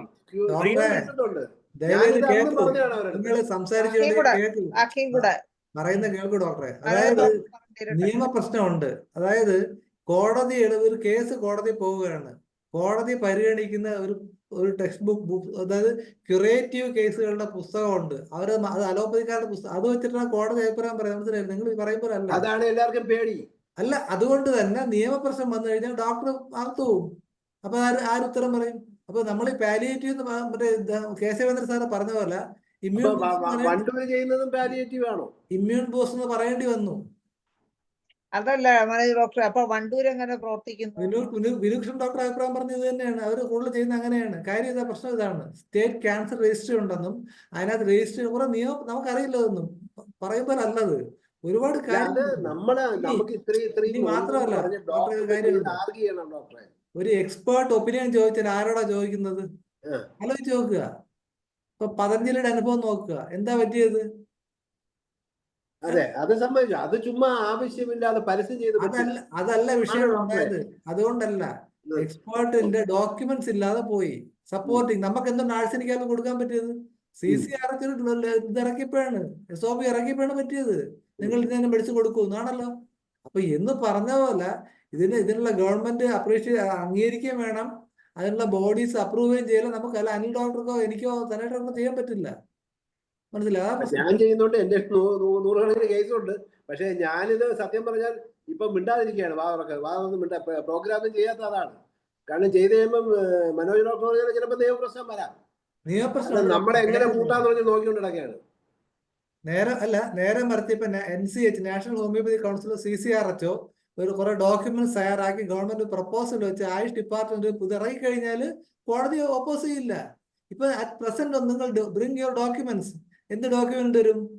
നമ്മുടെ ഡോക്യുമെന്റ് വാലിഡിറ്റി ഇല്ല. വാലിഡിറ്റി ഉള്ളത് വാലിഡ് ആയിട്ടുള്ള ആൾക്കാർ ചെയ്യുമ്പോൾ വാലിഡ് ആവുള്ളൂ. നമുക്ക് അല്ല, അപ്പൊ അതില് CCHലൊക്കെ നമ്മള് ശ്രദ്ധിക്കുക. നമ്മൾ IFBH നേരത്തെ ഈ ആഴ്സനിക് ആൽബിന്റെ അത് കോടതി കൊടുക്കുന്നതിന് വേണ്ടി CCRനെ കൊണ്ട് ചെയ്യിച്ചതുപോലെ തന്നെ ഇങ്ങനെയുള്ള കാര്യങ്ങളിലും CCRന്റെ ശ്രദ്ധയിൽപ്പെടുത്തുന്നതിന് വേണ്ടി നമ്മൾ മെമ്മോറാണ്ടം എത്രയും വേഗം സബ്മിറ്റ് ചെയ്യണം. അപ്പൊ അങ്ങനെ സബ്മിറ്റ് ചെയ്ത് കഴിയുമ്പോൾ അവരതിന്റെ ഫോളോ അപ്പും നടത്തിക്കോളും. നമ്മൾ അവരുടെ ബാക്കിൽ നിന്ന് കാര്യങ്ങൾ ചെയ്യുകയാണെങ്കിൽ പിന്നെ നമുക്ക് ചികിത്സ ചെയ്യുന്നതിന് തടസ്സം ഉണ്ടാവില്ല. അല്ല, മെമ്മോറണ്ടം കൊടുക്കുമ്പോൾ നമ്മുടെ ഡോക്ടർ സജിമോൻ, ഡോക്ടർ ബിന്ദു പുൽപ്പറമ്പിൽ ഇവരുടെ അതിനുള്ള സ്റ്റാറ്റിസ്റ്റിക്സ് വാങ്ങിച്ചിട്ട് അത് വെച്ച് മെമ്മോറണ്ടം കൊടുത്തു കഴിഞ്ഞാൽ അക്സെപ്റ്റ് ചെയ്യും. അല്ല, അതിപ്പം ഈ നമ്മുടെ ബിന്ദു ജോൺ ഡോക്ടർ എന്നെ ഫോറിൻ ഇവിടെ പോയി പ്രസന്റ് ചെയ്ത് അവർ അംഗീകരിച്ചെന്നാണ് അവർ കഴിഞ്ഞ ഒരു സെമിനാറിൽ ഞാൻ കേട്ടത്. അപ്പൊ അത് ആ രീതിയിൽ കൊണ്ടുവരാനുള്ള ശ്രമം തുടങ്ങണം. കാരണം ഇത് വൈകിപ്പോയി. കാരണം ഇത് അവരുടെ കയ്യിൽ മൊത്തത്തിലായിരിക്കുകയാണ്. റിസൾട്ട് എന്ന് പറഞ്ഞാൽ അതിനേക്കാളും കൂടുതൽ റിസൾട്ട് ഹോമിയോപ്പതിക്കുണ്ട്. ഡോക്ടറെ, അപ്പം ഈ വണ്ടൂരത്തത് പാലിയേറ്റീവ് എന്നുള്ള ഇതിലാണോ പ്രവർത്തിക്കുന്നത്? എന്നോട് പറഞ്ഞ അങ്ങനെയാണ്, നിയമപ്രശ്നം ഉണ്ടെന്ന് പറഞ്ഞു. ആണോ? അദ്ദേഹം പറഞ്ഞ ഞാൻ അതുകൊണ്ട് എന്റെ വാക്കല്ല, പുള്ളി ഇങ്ങനെ പറഞ്ഞു. അത് ഞാൻ പറഞ്ഞത്. അല്ല, ഈ വിനുകൃഷ്ണൻ ഡോക്ടർ ഒരിക്കൽ ഈ സൂമില് കൊണ്ടുവരാൻ ഒന്നുകൂടി വന്നിട്ടുണ്ട് നേരത്തെ. ഒന്നുകൂടെ ഞാൻ വിളിച്ചിരുന്നു. അപ്പൊ പറഞ്ഞ അവിടെ എന്തോ ഒരു ബിൽഡിങ്ങിന്റെ പണി നടക്കുകയാണ്, അതിന്റെ ഇനോഗ്രേഷൻ കഴിഞ്ഞിട്ട് വരാമെന്ന് പറഞ്ഞിരിക്കുകയാണ്. ഞാൻ സംസാരിച്ചു, എല്ലാം കറക്റ്റായിട്ട് ചെയ്യുന്നുണ്ട്, ചെയ്തിരിക്കുകയല്ല. പലവട്ടം വന്നിരുന്നു. ഈ അടുത്ത് തന്നെ നമ്മുടെ ഈ നമ്മൾ നടത്തിയിരിക്കുന്ന ചില സെഷനുകളുടെ അത് കൊടുക്കാൻ എന്നോട് ആവശ്യപ്പെട്ട് ഞാൻ കുറെ ഡോക്യുമെന്റ്സ് കൊടുത്തായിരുന്നു. സാറ് തന്നെ 15 ബെഡ് ഉണ്ട്. സാറിന്റെ ബെഡിൽ അവിടെ ഹോസ്പിറ്റലിൽ അഡ്മിറ്റ് ചെയ്ത് ഭൂരിഭാഗം ക്യാൻസർ ആണ്. അതാണ് സ്ഥിതി വിശേഷം. ഓക്കെ, ആർക്കെങ്കിലും സംസാരിക്കാനുണ്ടെങ്കിൽ പറയാം. അപ്പൊ ഇനി നമ്മുടെ സീനിയർ കുറുപ്പ് സാർ ഉണ്ടായിരുന്നു. ഡോക്ടർക്ക് പറയാൻ കാണും, സലീംകുമാർ ഡോക്ടർ പറയാനുണ്ടാവും. സലീംകുമാർ ഡോക്ടർ ക്യാൻസറിനെ കുറിച്ച് എന്താണ് നമ്മുടെ ശ്രീധര കുറുപ്പ് സാറ് വന്ന് സാറിലേക്ക് വരാൻ സാറേ. സാറിന് കുറച്ച് കൂടുതൽ കാര്യങ്ങൾ പറയാൻ കാണും. അതുകൊണ്ട് അപ്പോഴേക്കും സലീംകുമാർ ഡോക്ടറെ കൂടെ ചോദിച്ചിട്ട് സാറിലേക്ക് വരാം. സലീംകുമാർ ഡോക്ടർ എന്താണ് പറയാനുള്ളത്? ദേവൻ ഡോക്ടർ ഉണ്ട്. ഇപ്പൊ മനോജ് ഡോക്ടർ പറഞ്ഞ ഒരു അവസ്ഥ ആലോചിക്കുക. ഒരു വിഷയം കോടതി പോവുകയും കോടതി നിങ്ങൾക്ക് ഹോമിയോപ്പതിയിൽ ഇതിന് ക്യാൻസർ മാറ്റാൻ മരുന്നുണ്ടോ എന്ന് കോടതി ഇവിടുത്തെ ഏതെങ്കിലും കോടതിയുടെ മുമ്പിൽ കോളേജ് അധ്യാപകരോ അല്ലെങ്കിൽ അങ്ങനെയുള്ള ആൾക്കാരൊക്കെ ആയിരിക്കും ഒരു പക്ഷേ എക്സ്പെർട്ടായിട്ട് കോടതിക്ക് തോന്നുന്നത്. അങ്ങനെ ആരെങ്കിലും അഭിപ്രായം ചോദിച്ചാൽ അവർ പറയുന്ന അഭിപ്രായമായിരിക്കും ആത്യന്തികമായിട്ട് കോടതി എടുക്കാൻ പോണത്. അതിൻ്റെ വിഷയം എന്താണെന്ന് വെച്ച് കഴിഞ്ഞാൽ, ഞാനത് പറയാൻ കാരണം നമ്മളുടെ ഇടയിൽ തന്നെ ക്യാൻസർ മാറ്റാൻ പറ്റുമെന്നുള്ള വിശ്വാസം ഡോക്ടർമാരിൽ എത്ര പേർക്കുണ്ട് എന്നുള്ളിടത്താണ്. കാരണം ഇപ്പോൾ ഒരു സംഭവം ഉണ്ടായത് കഴിഞ്ഞ ദിവസം മുസ്തഫ ഡോക്ടർ പറഞ്ഞാണ്. മുസ്തഫ ഡോക്ടർക്ക് ഹൈപ്പർ ആക്ടിവിറ്റി പോലെ എന്തൊരു കണ്ടീഷനിൽ ഒരു പേഷ്യൻറ്റിനോട് പറഞ്ഞ്, മുസ്തഫ ഡോക്ടർ പറയുന്നത് വെറ്റിനറി കൂടിയാണല്ലോ, ഒരു പേഷ്യൻറ്റ് പറഞ്ഞ് നിങ്ങൾ കോട്ടയത്തെ അടുത്തവിടെ കോട്ടയത്ത് സെൻറ്ററിൽ പോകാൻ പറഞ്ഞു. അവിടെ ചെന്ന് ഇപ്പോൾ അവിടെ ഏതൊരു ജൂനിയർ ഡോക്ടർ മറ്റുമാണ്. അതിന് മെഡിസിൻ ഒന്നും ഇല്ലട്ടോ, അത് മോളെ നിങ്ങൾ അങ്ങ് ഹോമിയോപ്പതി കൊണ്ടൊന്നും ചെയ്യാൻ പറ്റില്ല എന്ന് ഡോക്ടർ പറഞ്ഞിരിക്കുന്നു. ആ പേഷ്യൻ്റ് വന്നിട്ട് മുസ്തഫ ഡോക്ടർ എന്തായി പറയണേ, ഡോക്ടറല്ലേ പറഞ്ഞിട്ട് അവിടുത്തെ ഡോക്ടർ പറഞ്ഞല്ലോ മരുന്നില്ല എന്ന്.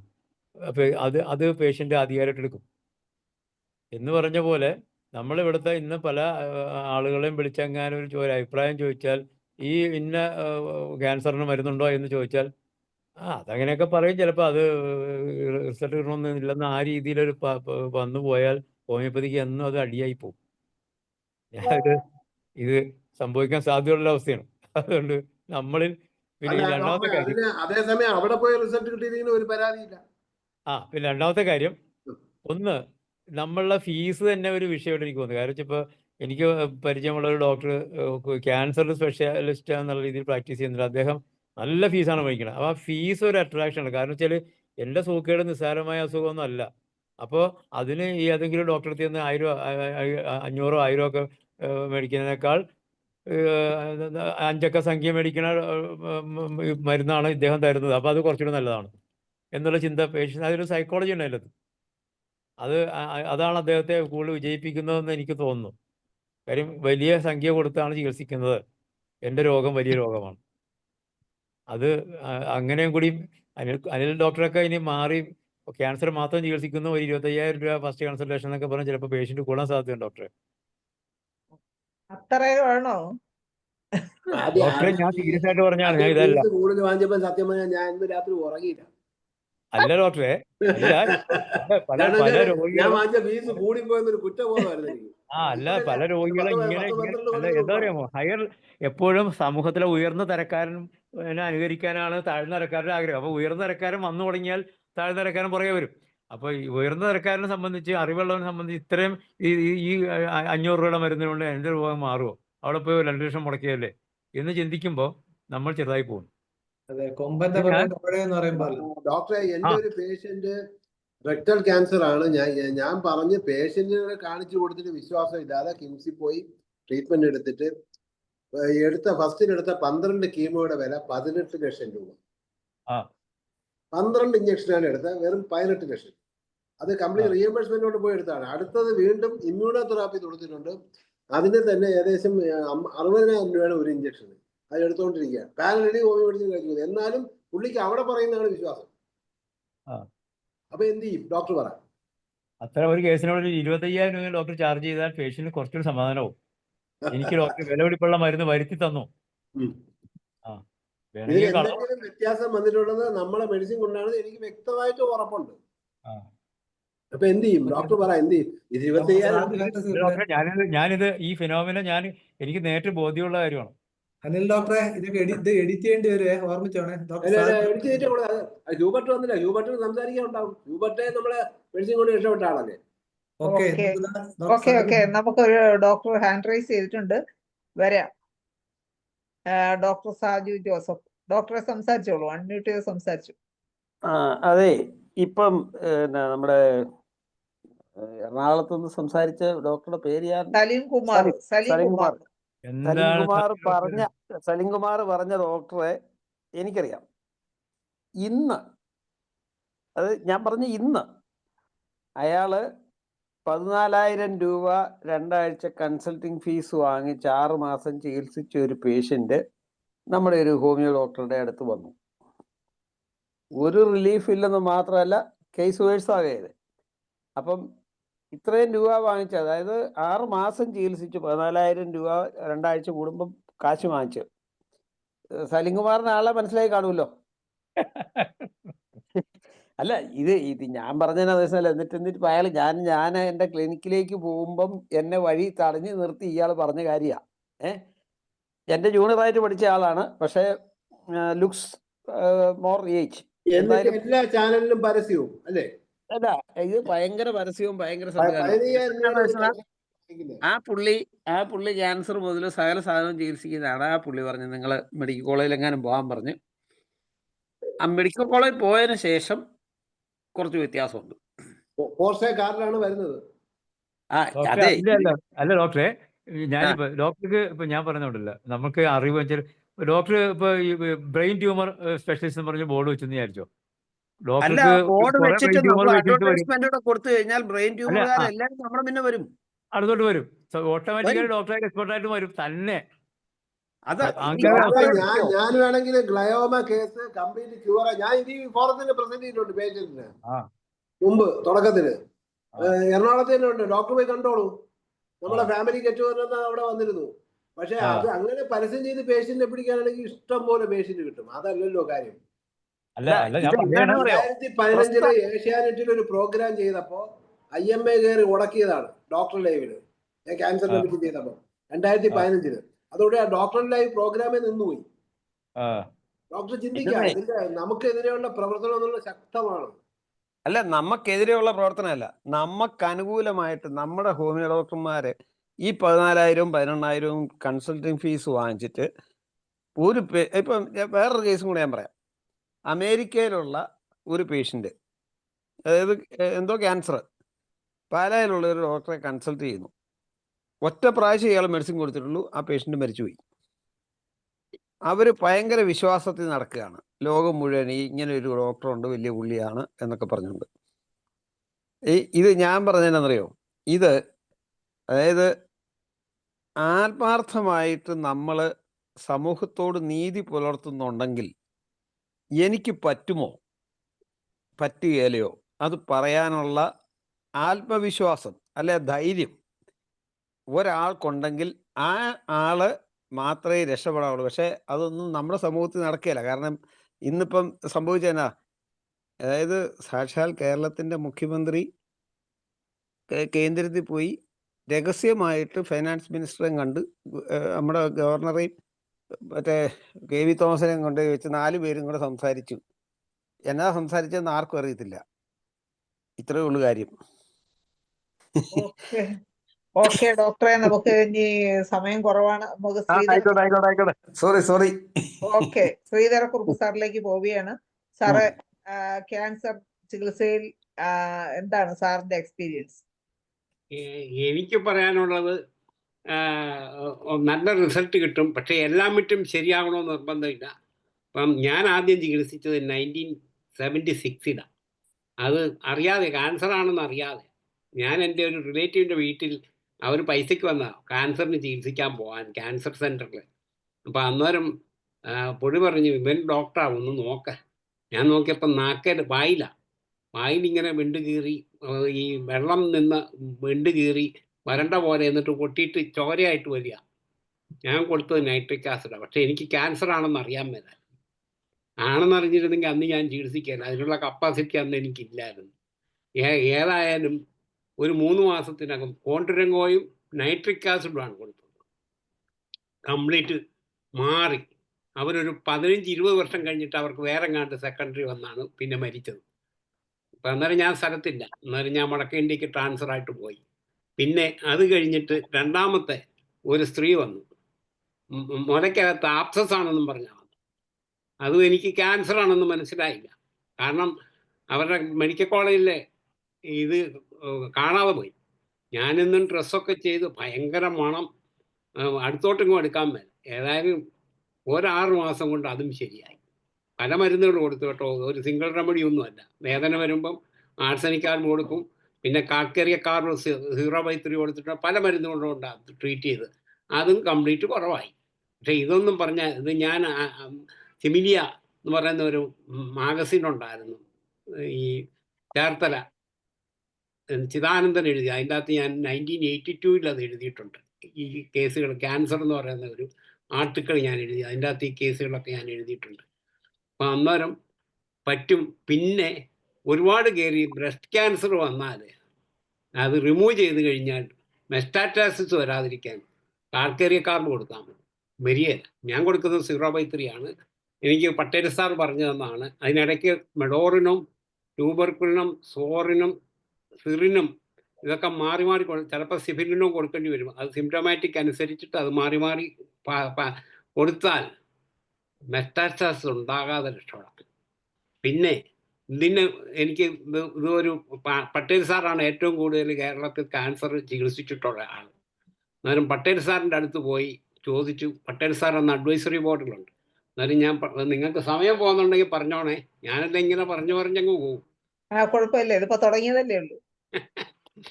അപ്പം അന്നേരം ഞാനിത് CCRH ഇതൊരു സ്റ്റഡി വെക്കാനായിട്ട് 2008 ഇതൊരു പ്രൊജക്റ്റായിട്ട് എടുക്കാനായിട്ട് പ്രപ്പോസ് ചെയ്തു. ഹെഡ് ഓഫീസ് സമ്മതിച്ചു. അത് കഴിഞ്ഞ് തിരുവനന്തപുരത്ത് നിന്ന് RCC ആയിട്ട് കമ്പൈൻ സ്റ്റഡി ചെയ്യാനായിട്ടാണ് പോയത്. അവിടെ ചെന്ന് സംസാരിച്ച് അവരെല്ലാം സംസാരിച്ചു. പക്ഷേ അവരവിടെ സമ്മതിക്കുള്ളൂ. അതായത് പാലിയേറ്റീവ് കെയർ ആയിട്ട് ആദ്യം നമുക്ക് തുടങ്ങാം, പിന്നെ ഫുള്ളാക്കാമെന്ന് പറഞ്ഞു. അന്നത്തെ ഒരു ഡോക്ടർ, പേര് ഞാൻ ഓർക്കുന്നില്ല, ഗംഗാധരന് ശേഷം വന്നൊരു ഡോക്ടറാണ്. കൃഷ്ണൻ നായർക്ക് ശേഷം വന്നൊരു ക്രിസ്ത്യൻ പേരാണ്, ഞാൻ മറന്നുപോയി. അപ്പം അന്നേരം പുള്ളി അതൊക്കെ സമ്മതിച്ചു. അന്നേരം നമ്മൾ മരുന്ന് കൊടുക്കുക, ഒരു ഡോക്ടർ പോവുക, ഒരു ഫാർമസിസ്റ്റിനെ അവിടെ നിർത്തുക, അവരാണ് മോണിറ്റർ ചെയ്യുന്നത്. ഇതെല്ലാം എഗ്രി ചെയ്തെല്ലാം പോയി. പക്ഷേ ഞങ്ങളുടെ ഹോസ്പിറ്റലിൽ നിന്ന് ഒരു ഡോക്ടർമാർക്കും എല്ലാവർക്കും ഒരുമാതിരി പ്രാക്ടീസ് ഉണ്ടെന്ന്. പ്രാക്ടീസ് അലൗഡ് അല്ല എങ്കിലും കള്ള പ്രാക്ടീസ് ചെയ്യുന്നുണ്ട് എല്ലാവരും. അതുകൊണ്ട് എല്ലാവർക്കും പോകാൻ മടി. അവസാനം അത് വേണ്ടാന്ന് വെച്ചു. പക്ഷേ അതിന് ഞാൻ അന്നേരം പോയത് ഇതിനൊരു പൈലറ്റ് സ്റ്റഡി നടത്തണം. ആ പൈലറ്റ് സ്റ്റഡി ഞാൻ തന്നെയാണ് നടത്തിയത്. ഞാൻ പോയി പട്ടേൽ സാർ ചികിത്സിച്ച എല്ലാ അഡ്രസ്സുകളും മേടിച്ച് അവരുടെ എല്ലാം വീടുകളിൽ പോയി. വീടുകളിൽ പോയപ്പം ഏകദേശം ഒരു 5-10 പേരെ ജീവിച്ചിരിപ്പുള്ളൂ. ബാക്കിയുള്ളവരൊക്കെ മരിച്ചുപോയി. അവരോട് ഞാനൊരു ഫോം ഉണ്ടാക്കിയിട്ടാണ് പോയത്. അവരോടൊരു ചോദ്യം ചോദിച്ചു, നിങ്ങൾക്ക് എന്ത് പ്രയോജനം കിട്ടി ഈ ഹോമിയോപ്പതി ചികിത്സിച്ചിട്ട്? അങ്ങനെ ഒരു ഫോം തയ്യാറാക്കുകയാണ്. അന്നേരം അവർ പറഞ്ഞത്, സാറേ ഞങ്ങൾക്ക് ആർക്കും ഒരു വിരോധമില്ല, പട്ടേൽ സാർ നല്ലോണം ചാർജ് ചെയ്യുമായിരുന്നു കൊണ്ട് മേടിച്ചു. പക്ഷെ പേഷ്യൻ്റ് മരിക്കുമ്പോൾ ലൈഫ് എക്സ്റ്റെൻഡ് ചെയ്ത് കിട്ടി, സഫറിങ്സ് റെഡ്യൂസ്ഡ്. അത് ഞങ്ങൾക്കൊരു വലിയ ഗുണമായി. ഞങ്ങൾ രാത്രി ഉറങ്ങാതിരിക്കുകയായിരുന്നു. ഇപ്പം ഞങ്ങൾ ആളും നോക്കിക്കൊണ്ടിരിക്കുമ്പോൾ ആളും അറിഞ്ഞില്ല, ഞങ്ങളും അറിഞ്ഞില്ല. ഞങ്ങൾക്ക് സ്വസ്ഥമായിട്ട് ആളുകളെ പറഞ്ഞു വിടാൻ പറ്റി. അതാണ്. പിന്നെ ഈ ഏതാനും ചിലർ ജീവിച്ചിരിപ്പുണ്ട്, അവർക്ക് കുഴപ്പമൊന്നുമില്ല. അത് കൂടുതലും ബ്രസ്റ്റ് ക്യാൻസർ, പിന്നെ തൈറോയ്ഡ് ക്യാൻസർ, പിന്നെ ഈ പ്രോസ്റ്റേറ്റ് ക്യാൻസർ, ഇതൊക്കെ ജീവിച്ചിരിപ്പുണ്ട് ആയിരുന്നു. ഒരു 8-10 കേസുകൾ ഞാൻ കണ്ടു. അന്നേരം ആൾക്കാർക്ക് താല്പര്യം കൂടെ വേണം. ഇത് ചെയ്യുന്നവരൊരു ഡിവോട്ടഡ് ആയിട്ട് ചെയ്യണം. അല്ലെങ്കിൽ ഒരു ശമ്പളത്തിനോ അല്ലെങ്കിൽ എന്തിനോ ചെയ്ത് കഴിഞ്ഞാൽ നടക്കുകയില്ല. അതുപോലെ സ്ട്രെയിൻ എടുത്ത് ചെയ്ത് കഴിഞ്ഞാൽ തീർച്ചയായിട്ടും നമുക്ക് ക്യാൻസറിനെ, ഇനി ആരെങ്കിലും കൈ പൊക്കിയിട്ടുണ്ടെങ്കിൽ പറയണം, ഞാൻ നിർത്തിക്കോളാം. ഒന്ന് രണ്ട് പേരിലൂടെ എന്നാലും സാറ് പറഞ്ഞത് വലിയൊരു അറിവാണ്. കാരണം എത്രയോ വർഷം മുമ്പ് ഇങ്ങനെ ഒരു RCC ആയിട്ട് ബന്ധപ്പെട്ട് ഇങ്ങനെ ഒരു സംഭവം നടന്നിട്ടുണ്ടെന്നൊന്നും കുറച്ചു പേർക്ക് ആർക്കെങ്കിലും അറിയാമോ എന്ന് വരെ സംശയം. അതുപോലെ പട്ടേൽ സാർ പറഞ്ഞത് മെഡോർണം കൊടുക്കുക, കാൽക്കറി പെസ്റ്ററ്റാസ് വരാതിരിക്കാൻ ഇടയ്ക്കിടയ്ക്ക് മെഡോർണം, ട്യൂബർക്കുലിനം ഇങ്ങനെയുള്ള നോസോൾസ് ഒക്കെ കൊടുത്തുകൊണ്ടിരിക്കുക, കാൽക്കറി കാർബ് അടുപ്പിച്ച് കൊടുക്കുക. പിന്നെ വേദനയ്ക്ക് സാറ് പറഞ്ഞു തന്ന മരുന്ന് പിന്നെ ആഴ്സനിക് കാർബ് പറഞ്ഞു തന്നു.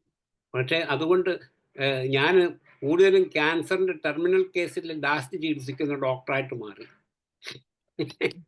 ഒരുപാട് കേസുകൾ എനിക്ക് ലാസ്റ്റ് കിട്ടാറുണ്ട്. ഒന്ന് എൻ്റെ ഒരു കൊച്ചമ്മ തന്നെയാണ്. എല്ലാം കഴിഞ്ഞ് ഈ പറഞ്ഞോട്ട് ലാസ്റ്റ് ആയപ്പം വേദന കൊണ്ട് സഹിക്കാൻ മേലായപ്പോൾ എൻ്റെ അടുത്ത് വന്നു. അന്നേരം കൊച്ചിച്ചൻ ഇവിടുത്തെ ഒരു കാഷ്യറായിരുന്നു. ഈ അടുത്ത കാലത്ത് പുള്ളി മരിച്ചുപോയി. ഒരു ഹോമിയോപ്പതി മരുന്നാണ്. ഹോമിയോ കോളേജിൻ്റെ, നമ്മുടെ കുറിച്ചിയിലെ ഹോമിയോ കോളേജിലെ കാഷ്യറായിരുന്നു പുള്ളി. എൻ്റെ കൊച്ചമ്മയെ കല്യാണം കഴിച്ച. അപ്പം അന്നേരം പുള്ളി ലാസ്റ്റ് പറഞ്ഞു, എന്നെ വീട്ടിൽ വിളിക്കുന്നത് വേറൊരു പേരാ, ആ പേരിൽ വിളിച്ചിട്ട് പറഞ്ഞു, നമ്മുടെ എത്തി വല്ലതും ഉണ്ട് ഒന്ന് കൊടുക്കുക. ഞാൻ മടുത്തു. ഇവന്മാരുടെ പുറകെ കൊണ്ട് നടന്നു. ഞാൻ പതിയെ ആഴ്സനിക് കാർബ് 0/3 കൊടുത്തത്. വേദന വരുമ്പോൾ ഇത് കൊടുക്കും. പുള്ളിക്കാരത്തി രണ്ടുപേരും നോക്കിയിരിക്കെ പതിയെ മരിച്ചു. ഒരു കുഴപ്പം വന്നില്ല. അത് കഴിഞ്ഞ് എൻ്റെ കൂടെ ജോലി ചെയ്ത ഒരു നേഴ്സ്, അവർക്ക് ഇതുപോലെ ക്യാൻസർ വന്നു കഴിഞ്ഞിട്ട് ഇതുപോലെ തന്നെ ആഴ്സനിക് കാർബ് കൊടുത്തത്. അത് കഴിഞ്ഞ് 100 അല്ല 1000കണക്കിന് കേസുകൾ ഞാൻ ഇത് കണ്ടമാനം ക്യാൻസറിൻ്റെ വേദന കൂടിക്കഴിയുമ്പോൾ ആൾക്കാർ അതിനെതിരെ, നമ്മൾ റിസർച്ച് എന്നൊക്കെ കേൾക്കുമ്പോൾ ആൾക്കാർക്ക് വിചാരം നമുക്ക് ഏതാണ്ട് കൂടുതലാണ്. നിങ്ങൾക്കൊക്കെ അറിയാവുന്നതൊക്കെ എനിക്കും അറിയാവുള്ളൂ. എന്നാലും ആ റിസർച്ചിൻ്റെ RESEARCH എന്നുള്ള അതിൻ്റെ പേരിൽ എനിക്ക് ഒരുപാട് കേസ് കിട്ടുമ്പോൾ ഒക്കെ ഞാൻ ഈ ആഴ്സനിക് കാർബ് കൊടുക്കും. പക്ഷേ life can be extended, sufferings can be reduced. പിന്നെ വേറെ ഉള്ളവർ പറയാനുള്ളത് കൊണ്ട് ഇനി 5-10 മിനിറ്റ് ഉള്ളത് കൊണ്ട് താങ്ക് യു. അതുകൊണ്ട് നമുക്കൊരു നല്ല സ്കോപ്പ് ഉണ്ട്. അത് ധൈര്യമുള്ളവർക്ക് ചികിത്സിക്കാം, ധൈര്യം ഇല്ലാത്തവർക്ക് അത് പറ്റിയല്ല. എങ്ങും കുറയാതെ വരുമ്പോൾ ഒന്നായി നമുക്ക് നോക്കിക്കളയാമെന്ന് പറഞ്ഞു. പക്ഷേ വിടരുത്. നമുക്ക് ഒന്നും അല്ലെങ്കിൽ പാലിയേറ്റീവ് ചെയ്യാൻ പറ്റും, ക്യൂറേറ്റീവും ഉണ്ട്, പ്രിവെൻറ്റീവ് ഈ പറഞ്ഞുകൊണ്ട് ഡോക്ടർ പറഞ്ഞത് ശരിയാണ്, പ്രിവെൻറ്റീവായിട്ട് കൊടുക്കാൻ പറ്റും. അങ്ങനെ ഒരുപാട് മെഡിസിൻ ഉണ്ട്. ഞാനിവിടെ നിർത്തുക. വേറെ ഉള്ളവർക്കൊട്ടുള്ള അവസരം ഉണ്ടാകട്ടെ. എല്ലാവരും അതുകൊണ്ട് മടിച്ചു നിൽക്കരുത്. കിട്ടുന്ന കേസ് പറഞ്ഞു വിടരുത്. ഈ കുറിച്ചിയിൽ ഈയിടെ അടുത്ത കാലത്ത് ചെന്ന മാതിരി പറഞ്ഞു വിടരുത് ഒരു കേസ് പോലും. എല്ലാവരും ട്രൈ ചെയ്യണം. തീർച്ചയായിട്ടും നമുക്ക് അതിൻ്റെ അകത്ത് നല്ല റിസൾട്ട് കിട്ടും. നിർത്തുന്നു. നന്ദി, നമസ്കാരം. നന്ദി സാറേ. സാറ് ഒത്തിരി കാര്യങ്ങൾ, നമുക്ക് ഒത്തിരി അറിവുകളാണ് നമുക്ക് പങ്കുവച്ചത്. അടുത്തത് ഹ്യൂബർട്ട് ഡോക്ടർ മുഖം കാണിച്ചിട്ടുണ്ട്. ഹ്യൂബർട്ട് ഡോക്ടർക്ക് എന്താണ് പറയാനുള്ളത്? ഡോക്ടർ ഒരു 3 മിനിറ്റ്. ഞാനൊരു ക്യാൻസർ പേഷ്യൻ്റ് ആണല്ലോ, 6.5 വർഷമായി. അന്ന് എൻ്റെ പകുതി താടിയെല്ലാം എടുത്ത് കളയണമെന്ന് പറഞ്ഞിട്ട് ഇരുന്ന അടുത്താണ് നമ്മൾ ഹോമിയോ മരുന്ന് കൊണ്ടാണ് നമ്മൾ ആദ്യം ഞാൻ സ്വയം ചികിത്സിച്ചുകൊണ്ടിരുന്നു. അപ്പോൾ പിന്നെ വീട്ടുകാരെല്ലാം കൂടെ ബഹളം വെച്ച് അങ്ങനെ ഡോക്ടർ അനിലാണ് പിന്നെ എൻ്റെ കേസ് നോക്കിയത്. അതൊരു എല്ലാവർക്കും ഒരു എക്സ്പീരിയൻസ് ആണ്. കാരണം എന്ന് വെച്ചിരുന്നത് ഇതുവരെ ഒരു പെയിനോ ഒന്നും തന്നെ ഉണ്ടായിട്ടില്ല. അത് പെയിന് കൺട്രോൾ ചെയ്യാനായിട്ട് കഴിഞ്ഞു. പിന്നെ ഇതുവരെ ഇതിനിടയിലാണ് ഞാൻ ഈ ശരിക്കും പറഞ്ഞു തരുന്നത് നമ്മുടെ IFPHന്റെ ഏകദേശം 200ഓളം വീഡിയോകൾ എഡിറ്റ് ചെയ്യാൻ പറ്റി, അപ്ലോഡ് ചെയ്യാൻ ഇതൊക്കെ പറ്റി, ചെയ്യാനുള്ള യോഗം കിടക്കുന്നു. 10-300 പാട്ടുകൾ ചെയ്യാൻ പറ്റി. അപ്പൊ എൻ്റെ ജീവിതത്തിൽ ഏറ്റവും പ്രധാനപ്പെട്ട കാര്യങ്ങളെല്ലാം ചെയ്തത് ഈ കാലഘട്ടത്തിലാണ്. കാരണം എന്ന് വെച്ചിട്ടുണ്ടെങ്കിൽ അന്ന് ഞാൻ അത് ചെയ്തിരുന്നെങ്കിൽ ഒന്ന് ആലോചിച്ച് നോക്കുക, എൻ്റെ മുഖത്തിന്റെ കാൽഭാഗം ഞാൻ എടുത്ത് കളഞ്ഞിരുന്നെങ്കിൽ ഏത് പണ്ടേ ഞാൻ കുഴിയിലായിരുന്നു. അപ്പൊ അത് ഒരു വലിയൊരു അനുഭവമാണ്, എൻ്റെ ജീവിതത്തിലുള്ള ഒരു വലിയൊരു അനുഭവമാണ് എല്ലാവർക്കും. അതുകൊണ്ട് ധൈര്യമായിട്ട് എല്ലാവരും എടുത്ത് കേസ് ചികിത്സിച്ചോളാണ് ഞാൻ പറയുന്നത്. ക്യാൻസർ കേസ് അവസാനം ഈ അടുത്ത കാലത്ത് ഞാൻ ഇവിടെ പോയിരുന്നു, ഡോക്ടറെ പോയി കണ്ടു. ഡെന്റൽ കോളേജിൽ ഡോക്ടറെ കണ്ടപ്പോൾ ഡോക്ടർ പറയാണ്, ഇത് ക്യാൻസർ ആയിരുന്നോ? എനിക്ക് സംശയം. റിപ്പോർട്ട് ഇല്ല, പക്ഷെ പുള്ളിക്ക് ഭയങ്കര ഇതായിരുന്നു. പുള്ളി പറഞ്ഞ് ഗ്രോത്ത് ഒന്നും പിന്നെ ഫർദർ ഗ്രോത്ത് ഒന്നും ഉണ്ടായിട്ടില്ല, ആയിരുന്ന പരുവത്തിന് തന്നെ ഇരിക്കുകയാണ്. ആ ഒരു ഇത് അങ്ങ് ഹീലായി അങ്ങ് ഇരിക്കുകയാണ്. അപ്പൊ ഇവിടെയാണ് ഒരു സംശയം വരുന്നത്. പലർക്കും ഈ ഹീലായിട്ട് ആ പൊസിഷനിൽ തന്നെ ഇരിക്കും സംഭവം. അത് എടുത്തു കളയാനായിട്ട് ചിലപ്പോൾ പോയി വിചാരിക്കുക, അത് പോയില്ലല്ലോ എന്ന് വിചാരിച്ച് പോയി കൈ തൊട്ട് തീർന്നാൽ അത് പിന്നെ വഷളാവും. അപ്പൊ അത് പരമാവധി ഒഴിവാക്കുക. അത് ഹീലായി തീർന്നാൽ അത് ഹീലായിട്ട് അവിടെ ഇരുന്നോട്ടെ, അതിനെ നമ്മൾ ഉപദ്രവിക്കാതിരുന്നാൽ മതി. പലപ്പോഴും അതിൽ കയറി നമ്മൾ ഒരു പൂർണ്ണത ഉണ്ടാക്കാനായിട്ട് ശ്രമിക്കുമ്പോഴാണ് പലപ്പോഴും അതൊരു അബദ്ധമായിട്ട് പിന്നീട് മാറുന്നതായിട്ട് കാണാം. Thank you. ഓക്കെ ഹ്യൂബർട്ട് ഡോക്ടറെ, നേരിട്ടുള്ള സാക്ഷിയാണ് ഈ പറഞ്ഞത്. നീതിയിൽ കൂടുതൽ എന്താണ് വേണ്ടത്? ഇനി ദേവൻ ഡോക്ടർ ഉണ്ടല്ലോ. ദേവൻ ഡോക്ടറെ, എന്താണ് ക്യാൻസർ ചികിത്സയില് ദേവൻ ഡോക്ടറുടെ എക്സ്പീരിയൻസ്? അൺമ്യൂട്ട് ചെയ്ത് സംസാരിക്കാമോ? നമസ്കാരം. ഹലോ, കേൾക്കാമോ? കേൾക്കാം ഡോക്ടറെ, നമസ്കാരം. ഡോക്ടറും ഡോക്ടറും പറഞ്ഞത് തന്നെയാണ്, ധൈര്യമായിട്ട് ചികിത്സിക്കുക. എല്ലാ കേസും ഒരേ കേസ് തന്നെ ഇപ്പൊ 2 എണ്ണം കിട്ടുമ്പോൾ ഒരേ ടൈപ്പ് കേസ്, ഒരേ കേസ് എന്ന് പറഞ്ഞാൽ ചിലപ്പോൾ വിജയിക്കണമെന്നില്ല. അത് അവിടെ നമുക്ക്, എനിക്ക് തോന്നുന്നു അതൊരു ഹോമിയോപ്പതി രീതിയിൽ എടുക്കേണ്ട. അതേസമയത്ത് നമുക്ക് ജീനസ് എപ്പിഡെമിക്കസ് എന്നൊക്കെ പറയുന്നത് പോലെ ഇൻഫെക്ഷ്യസ് ഡിസീസിലൊക്കെ പറ്റുമെങ്കിലും ഇത് പലപ്പോഴും അങ്ങനെ പറ്റാറില്ല. ഒന്ന്, പിന്നെ എൻ്റെ അഭിപ്രായത്തിൽ ഈ ചില നിയമങ്ങൾ ഉണ്ടെന്ന് പറഞ്ഞിട്ട് നമ്മൾ മാറി നിൽക്കേണ്ട കാര്യമില്ലെന്നാണ് എൻ്റെ അഭിപ്രായം. കാരണം നിയമങ്ങൾ ഇനി വരും. ഇപ്പോൾ തന്നെ കഴിഞ്ഞ ദിവസം ഒരു പോസ്റ്റ് ഉണ്ടായിരുന്നല്ലോ, നമ്മുടെ ഗ്രൂപ്പിൽ ഇട്ടിരുന്നു, ഒരു കുട്ടി പ്രസവിച്ചിട്ട് ആശുപത്രി അല്ല എന്നുള്ളതിന്റെ പേരിൽ ബർത്ത് സർട്ടിഫിക്കറ്റ് കൊടുക്കുന്നില്ല. അതിപ്പോ അവർ ഓൾറെഡി പാസ്സാക്കിയതാണ്. എന്തായാലും ക്യാൻസറിന്റെ കാര്യത്തിൽ അങ്ങനെ പാസ്സാക്കിയിട്ടൊന്നുമില്ല. പിന്നെ ഇൻക്യൂറബിൾ ഡിസീസിന്റെ ഒരു ലിസ്റ്റ് ഉണ്ട്. ആ ലിസ്റ്റിൽ ഉള്ളത് നമ്മൾക്ക് അവകാശവാദം ഉന്നയിക്കാൻ പാടില്ല, ഉന്നയിച്ചാൽ കേസ് ഉണ്ടാവും എന്നല്ലാതെ ക്യാൻസർ ചികിത്സിച്ചാൽ കേസൊന്നും ഉണ്ടാവത്തില്ല. അങ്ങനെ നമ്മൾ മാറി നിന്നാൽ, അങ്ങനെ ഉണ്ടാകും എന്നുള്ള രീതിയിൽ മാറി നിന്ന് കഴിഞ്ഞാൽ അത് ഈ നാളെ ഇതിനെ സൈഡ് ലൈൻ ചെയ്യപ്പെടും. അതുകൊണ്ട് തന്നെ ആ സൈഡ് ലൈൻ ചെയ്യപ്പെട്ട് കഴിഞ്ഞാൽ ഒരിക്കലും നമുക്ക് ചെയ്യാൻ പറ്റാതെ വരും. അതിനു മുമ്പ് നമ്മൾ ഇത്തരം കാര്യങ്ങൾ ഹോമിയോപ്പതിക്ക് ചികിത്സയുണ്ട് എന്നുള്ള രീതി ക്യൂറേറ്റീവ് എന്ന് പറയണ്ട. ക്യൂറേറ്റീവ് എന്ന് പറയാനായിട്ട് ക്യൂറേറ്റീവ് എന്നുള്ള വാക്ക് തന്നെ റിലേറ്റീവാണ്. അത് നമ്മളൊന്ന് പരിശോധിച്ചാൽ അറിയാം. ക്യൂർ എന്ന് പറഞ്ഞാൽ അത് റിലേറ്റീവാണ്. അലോപ്പതി മെത്തേഡിലാണ് അതിനെ കാണുന്നത്. നമ്മൾ ക്യൂർ എന്ന് പറയുന്ന ideal Curie's rapid gentle and permanent restoration എന്നൊക്കെ പറഞ്ഞ് നമ്മൾ ഈ കാണാതെ പഠിക്കണ അഫോർസം അല്ല അവർ ക്യൂറിനെ കാണുന്നത്. അത് റിലേറ്റീവ് ആണ് അവരെ സംബന്ധിച്ചിടത്തോളം. അപ്പൊ തന്നെ നമ്മൾക്ക് ഈ ഞാൻ ക്യൂർ ചെയ്യും എന്ന് അവകാശപ്പെടാൻ പറ്റത്തില്ല. പക്ഷെ ട്രീറ്റ്മെന്റ് സെന്ററുകൾ നടത്താം ക്യാൻസർ. അതിന് നിയമതടസ്സമൊന്നും ഉണ്ടെന്ന് എനിക്ക് തോന്നണില്ല. അങ്ങനെ നിയമതടസ്സം ഒരിക്കലും ഇപ്പൊ നമ്മൾക്ക് പ്രസവം എടുക്കാൻ പറ്റാത്ത പോലെ, ഇവിടെ നേരത്തെ കുറുപ്പ് ഡോക്ടർ പറഞ്ഞൊരു സിമിലിയുടെ കാര്യം, അദ്ദേഹം സുരേഷ് ബാബുവിന്റെ അച്ഛൻ, അദ്ദേഹം ഹോസ്പിറ്റൽ നടത്തി അന്ന് ഡെലിവറി കേസ് അവിടെ എടുക്കുമായിരുന്നു. ഹോമിയോപ്പതി മരുന്ന് കൊടുത്ത് ഡെലിവറി കേസ് എടുക്കുമായിരുന്നു. പക്ഷെ ഇന്നിപ്പോ നമുക്ക് എടുക്കാൻ പാടില്ല. കാരണം എന്താ? നിയമം വന്നു കഴിഞ്ഞു. മൃഗചികിത്സയുടെ കാര്യത്തിൽ നിയമം വന്നു കഴിഞ്ഞു. സൈക്യാട്രിക് ഇൽനെസിന്റെ കാര്യത്തിൽ നിയമം വന്നു കഴിഞ്ഞു. ക്യാൻസറിന്റെ കാര്യത്തിൽ അത് വന്നിട്ടില്ല. വരാത്ത കാര്യത്തിൽ നമ്മൾ ഇപ്പോഴേ മടിച്ചു നിന്ന് കഴിഞ്ഞാൽ അത് ഒരു തരം ഒളിച്ചോട്ടമാണ് എന്നാണ് എനിക്ക് തോന്നണം. കാരണം അത് ഇതുകൊണ്ടാണ് നമ്മൾ ചെയ്യാത്തതെന്ന് പറയുന്നത് ശരിയല്ല.